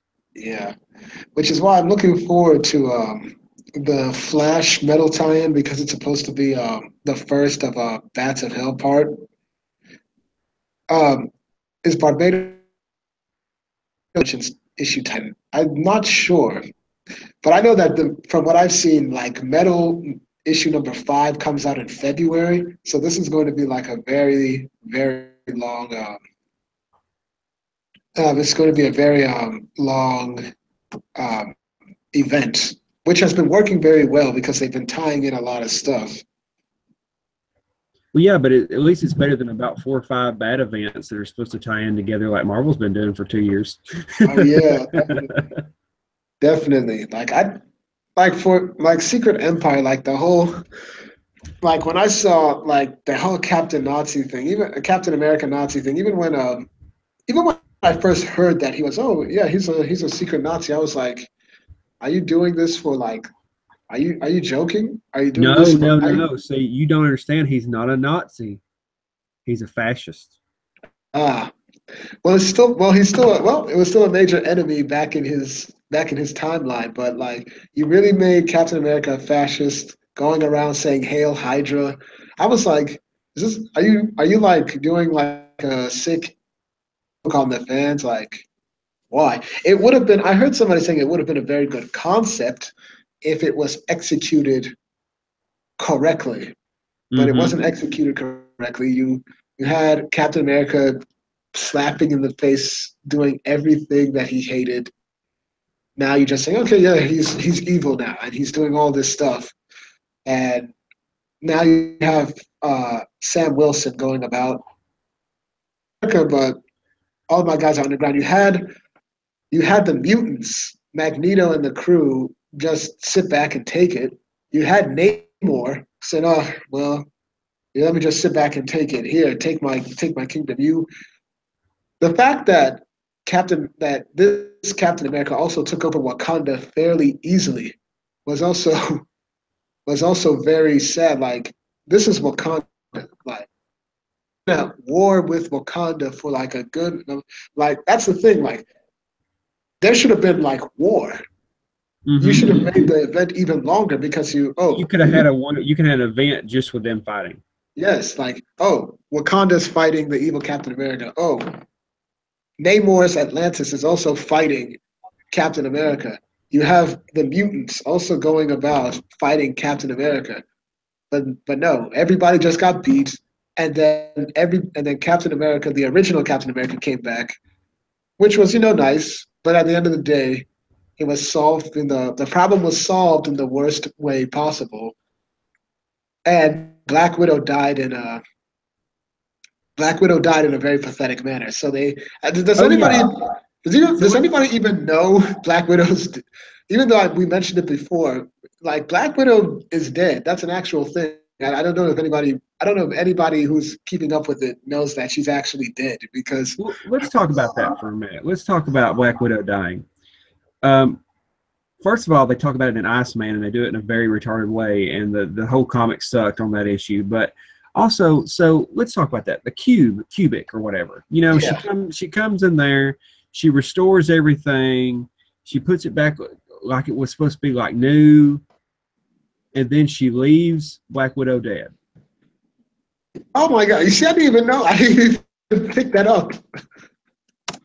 Did you not notice? Like she was able to fix things, fix the entire reality, but then she left Black Widow dead. I did not even pick on that. Oh my gosh. Oh my Yeah. gosh. That was I the had, first thing that hit me when I flipped the page. I was like, wait, she's still dead. and the thing is, like, I initially thought that there was still a picture of her in the last scene of it, but then I found out, no, no, no, she's really died, and she died quite brutally. Like, Yeah.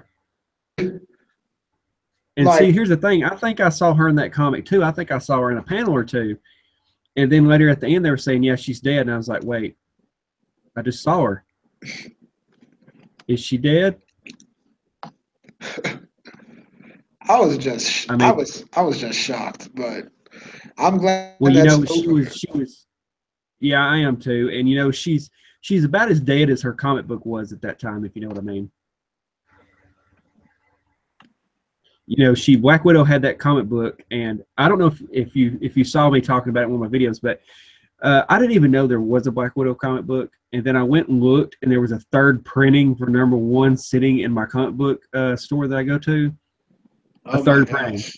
And I thought, why was there a first and second printing? No one's read it.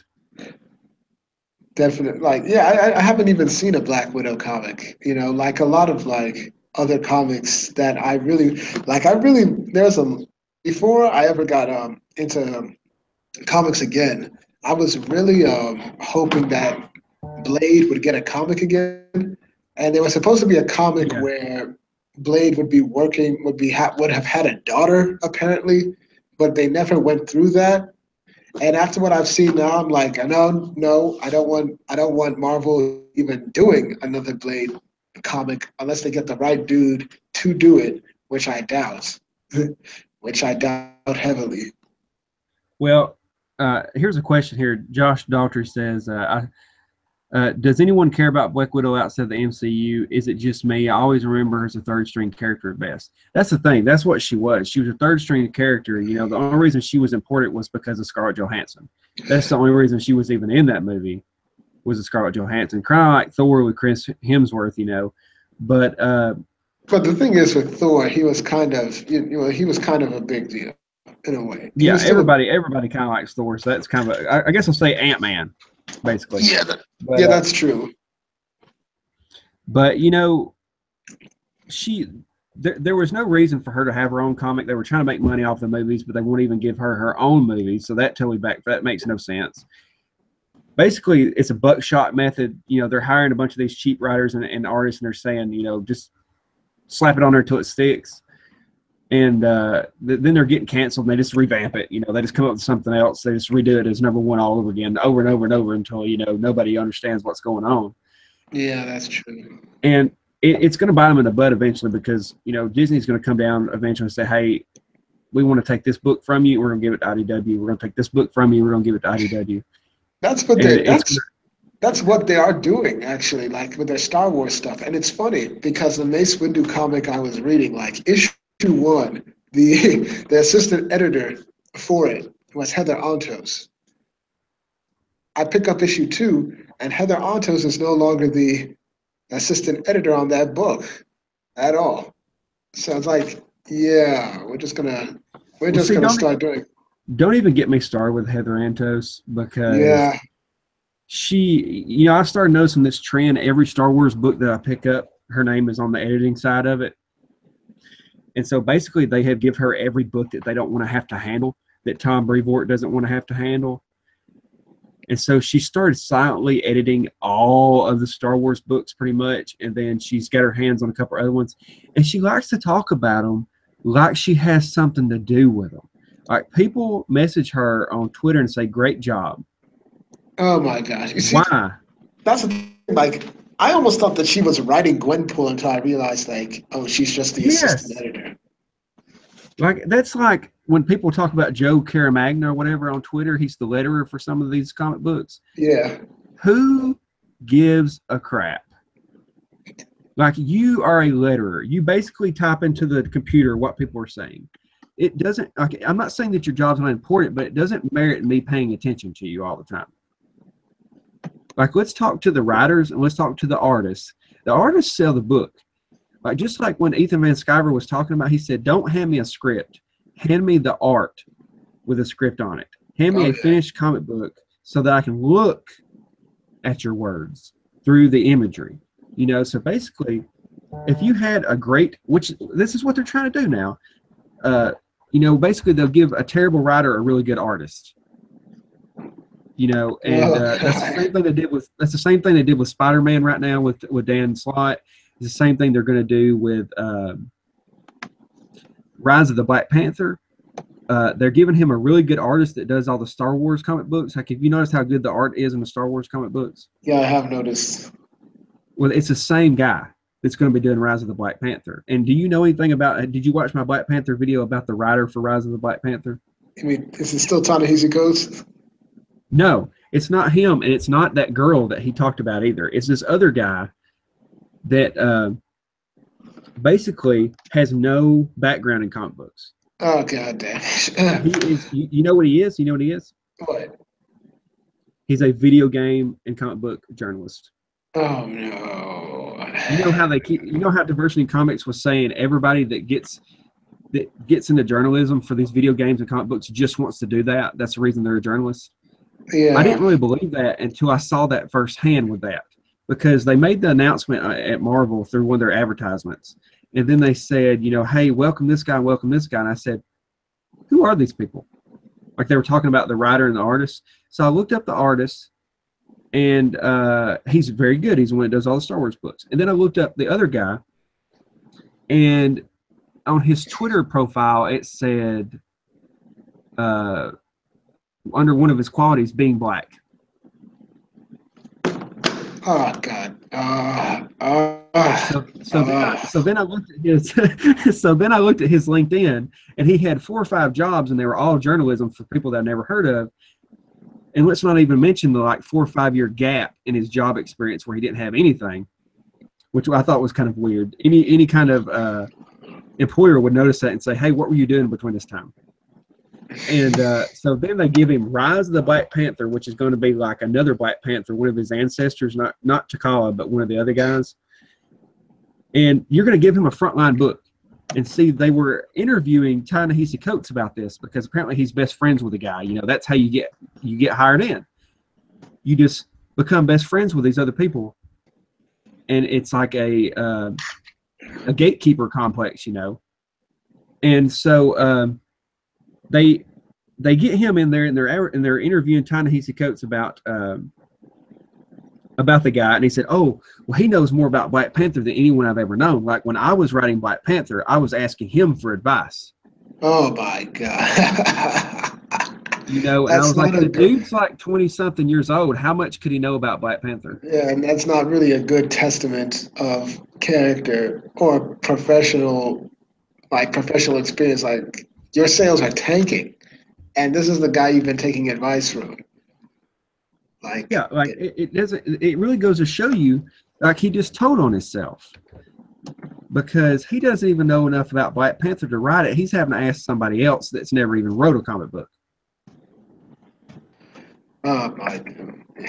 Why wouldn't you ask other people that know about Black Panther? You didn't don't go admit to that. Christopher Don't tell Priest. everybody that. Why don't you talk to Christopher Priest? By the way, Christopher Priest is actually writing Deathstroke, which is actually pretty good, actually. Oh yeah, Deathstroke is really good right now. I've never liked Deathstroke's comic books until now. Yeah. He's always been like a sideline kind of third tier character, and he's just a villain. And then whenever they wrote that comic book, I was like, I'm going to check this out.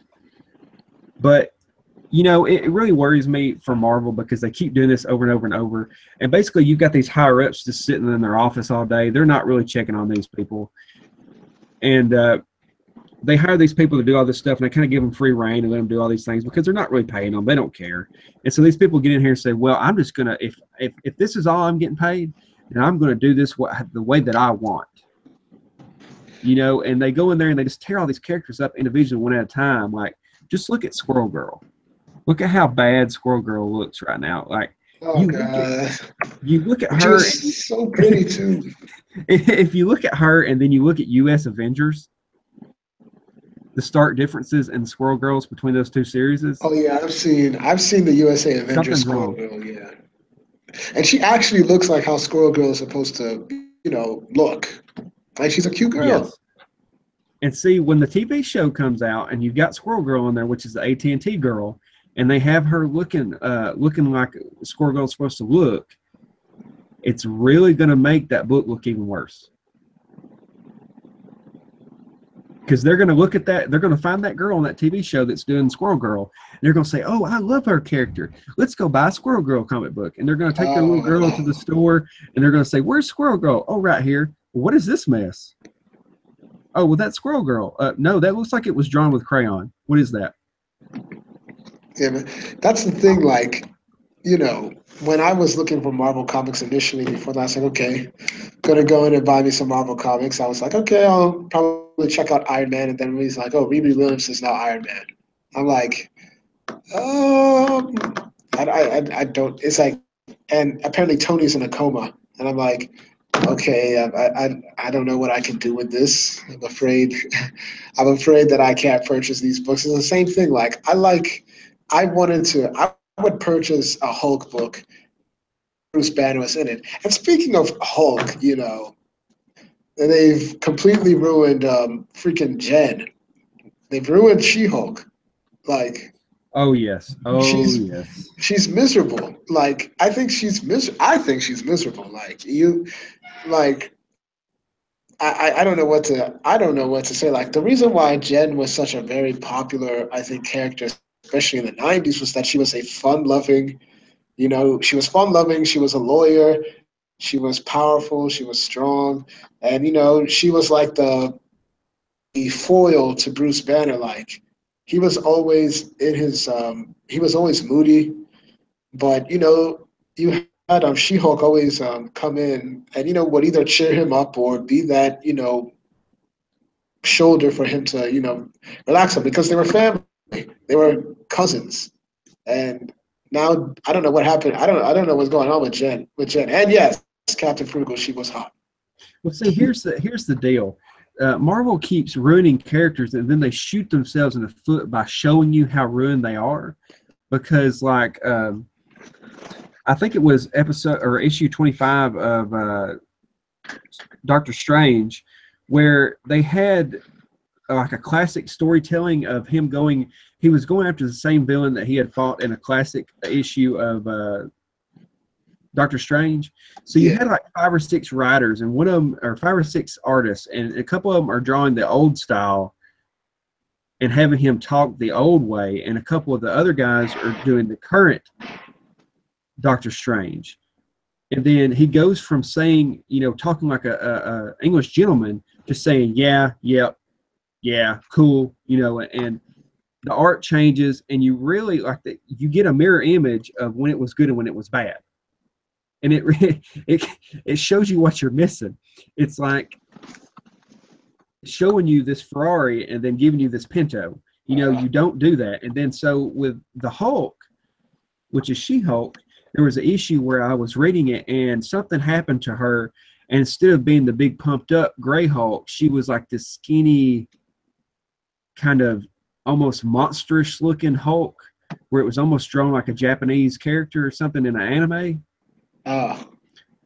And I was like, whoa, now this is cool. This is scary, because her hair was over her face. All you could see was her glowing green eyes. She was crawling around like some kind of creature on all fours. And I said, why didn't you do this the entire time? Like, have her be the complete opposite. Instead of being a big bulked up Hulk when she's messed up, now she's going to be this kind of slinky, crawling creature like Hulk. And then whenever she gets back to being the regular Green Hulk, then just make her the normal, She-Hulk again. Like, that could have been more interesting, instead of just making her this weird kind of too much testosterone. We don't know what's happening to her She-Man Hulk. Like they shoot themselves in the foot, because they give somebody a different, like they put a different artist on there for a couple of issues, and he does really good, and then they go back to the crappy style again. And it's so bad. It's almost like I told myself on Gwenpool, Guriharu does Gwenpool, and if you don't know who that is, I think it's like it's two different people that do artists, and their name is Griharu. I don't know why they're Japanese. It's just what they do, and they're really good. Like they're doing Go Go Power Rangers right now, and it's awesome. Like the artwork is amazing. So I only read Gwenpool because Griharu did the drawing for it, and I told myself when they leave, I'm going to stop reading it because it's not fair to them to not get any kind of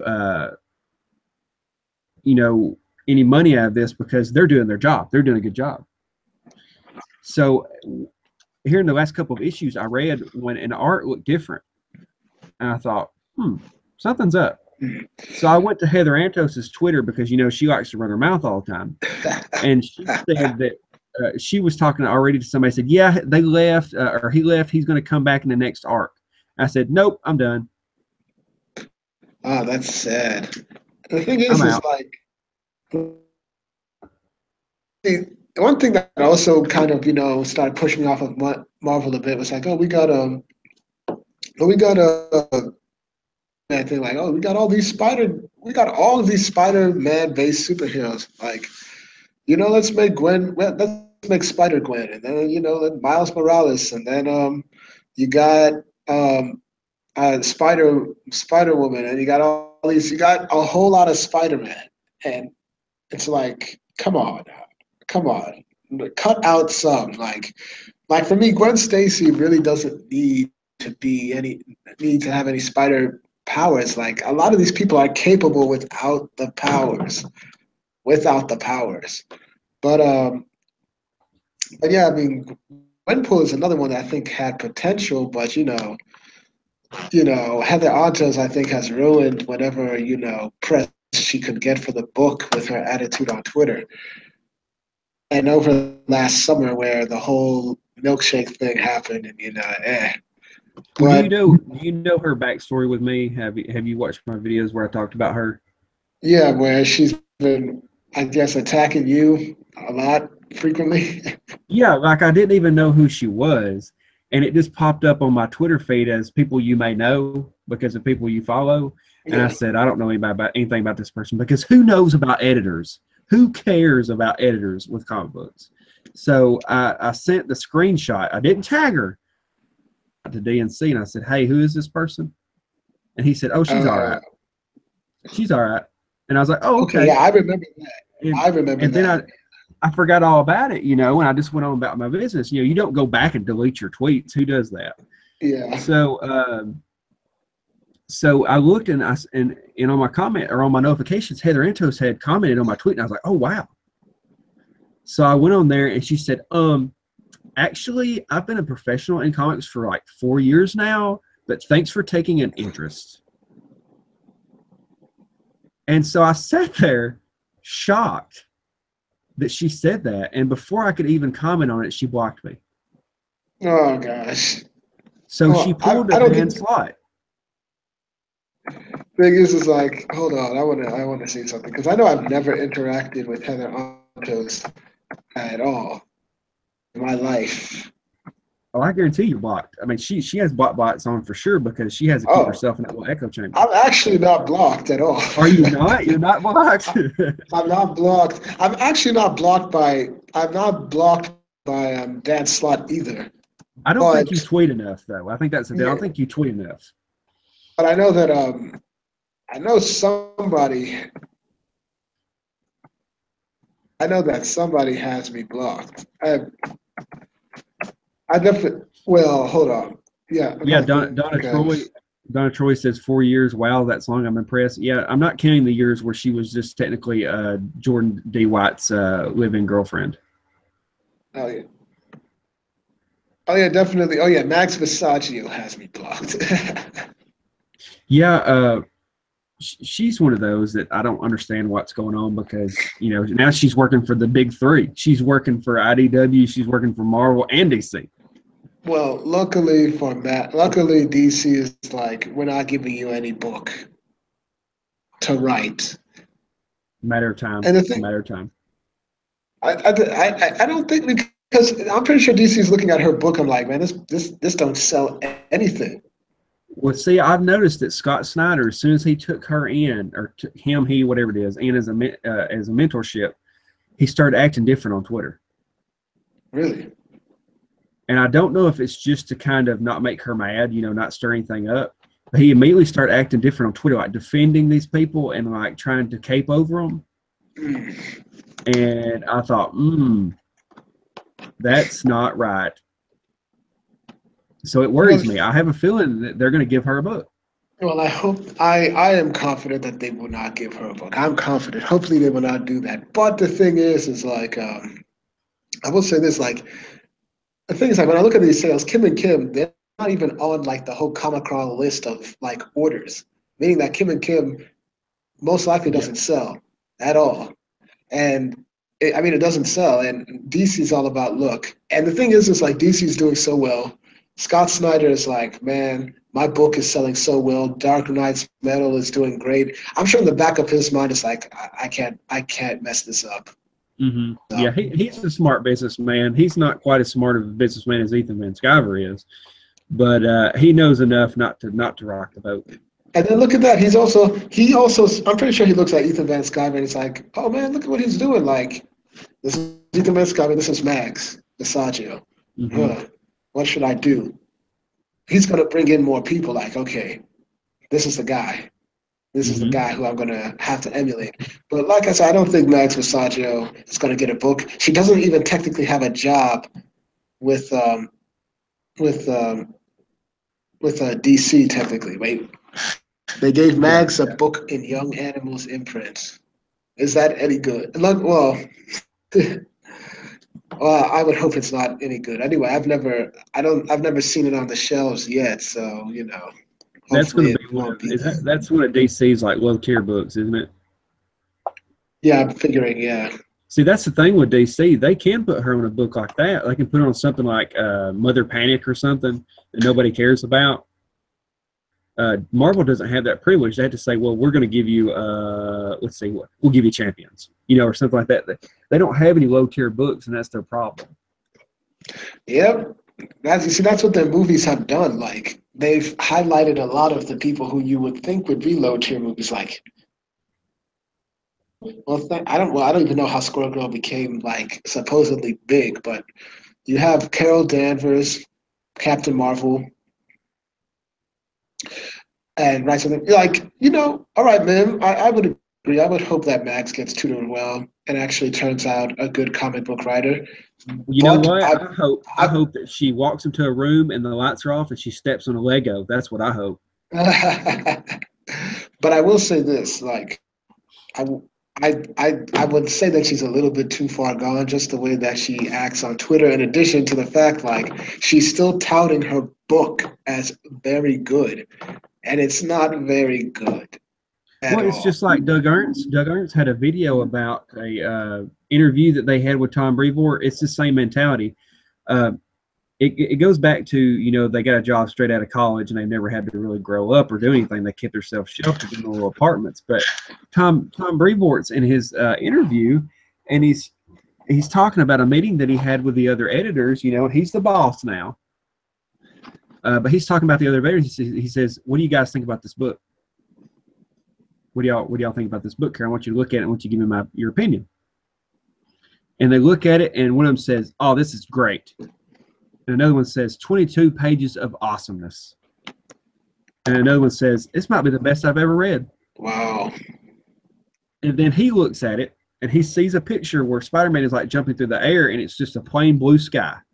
Like, it's just static Spider-Man jumping through the air with just a plain blue sky. And he looks at it and he goes, He says, "Well, I don't really like that. That's kind of static. I might have changed that, but, you know, it's still okay." That is the equivalent of their editing right now. They say, "Oh, well, it'll pass." Like, it's a bunch of yes men. Oh my gosh.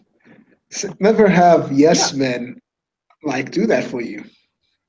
They're scared. They're so scared of losing their jobs that they won't speak up because they're a bunch of children that's never really had a job and had to tell anybody, yeah, this sucks.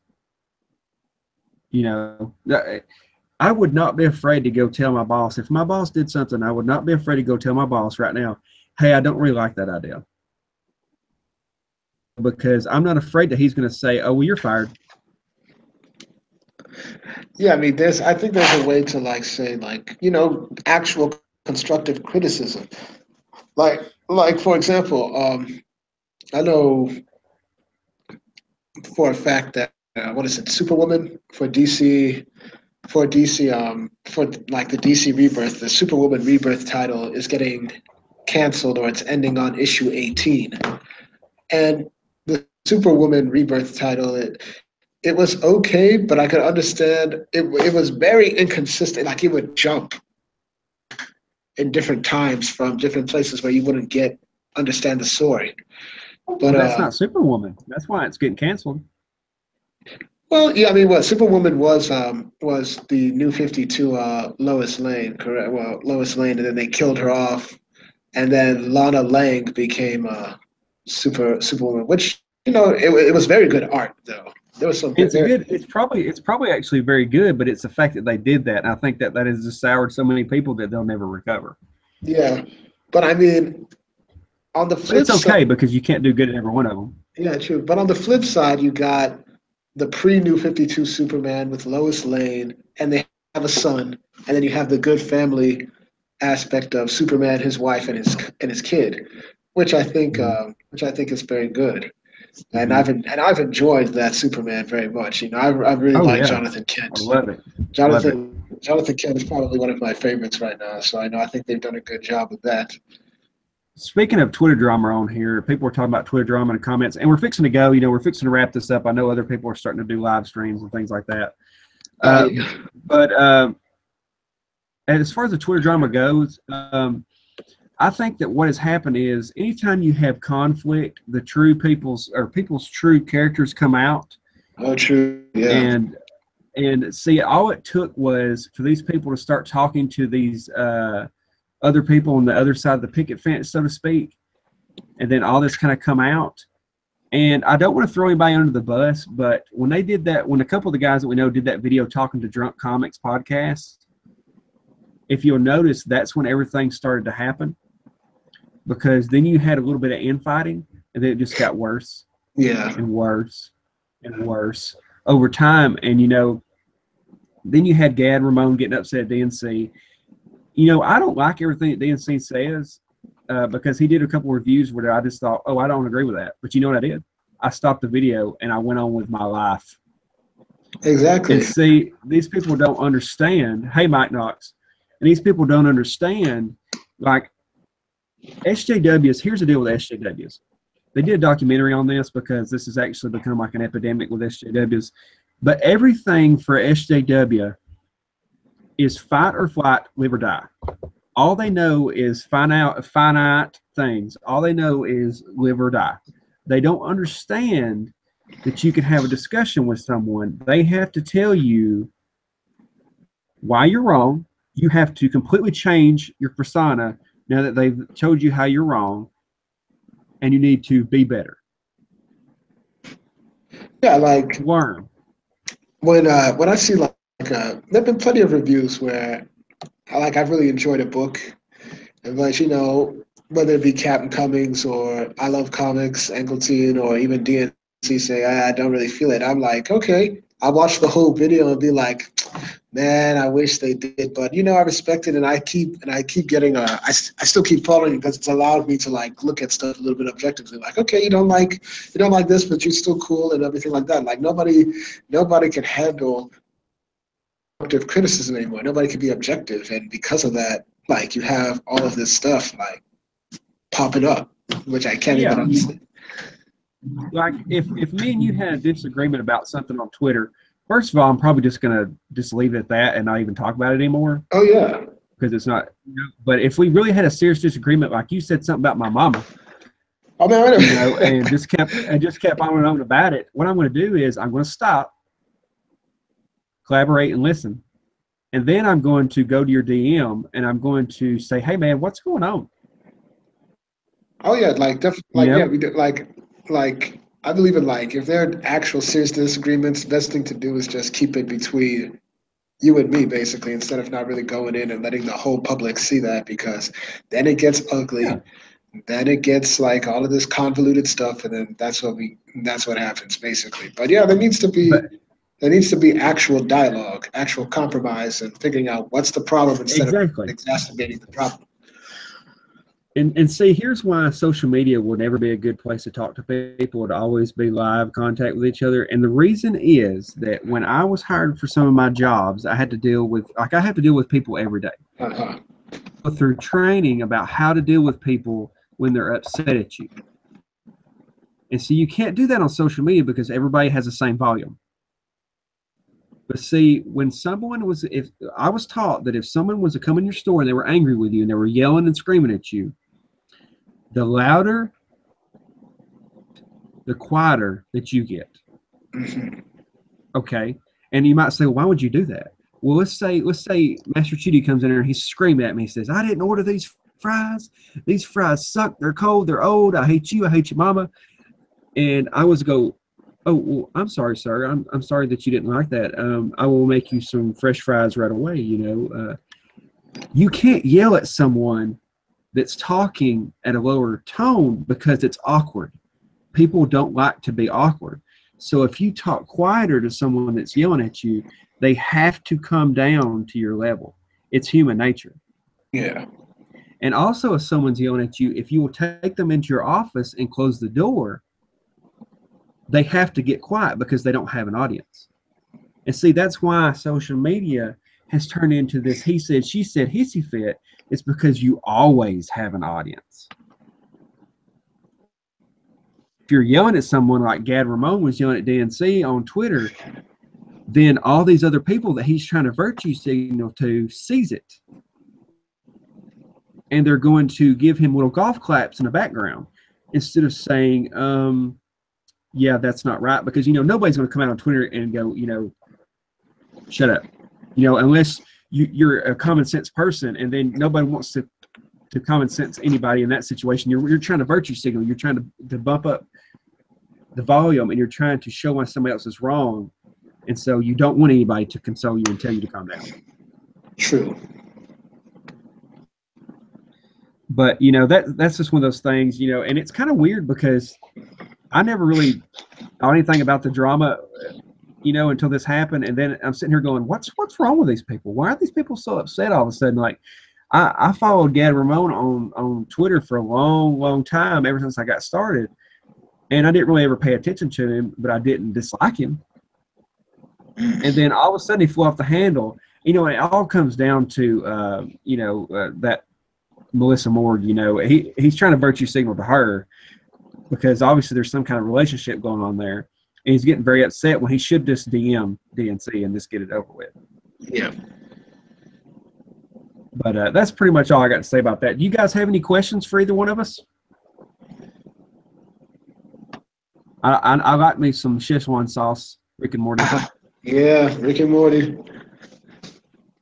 Don't even get me started with the toxic fans that have jumped on. They're not fans. Let's don't call them fans because they don't really watch Rick and Morty.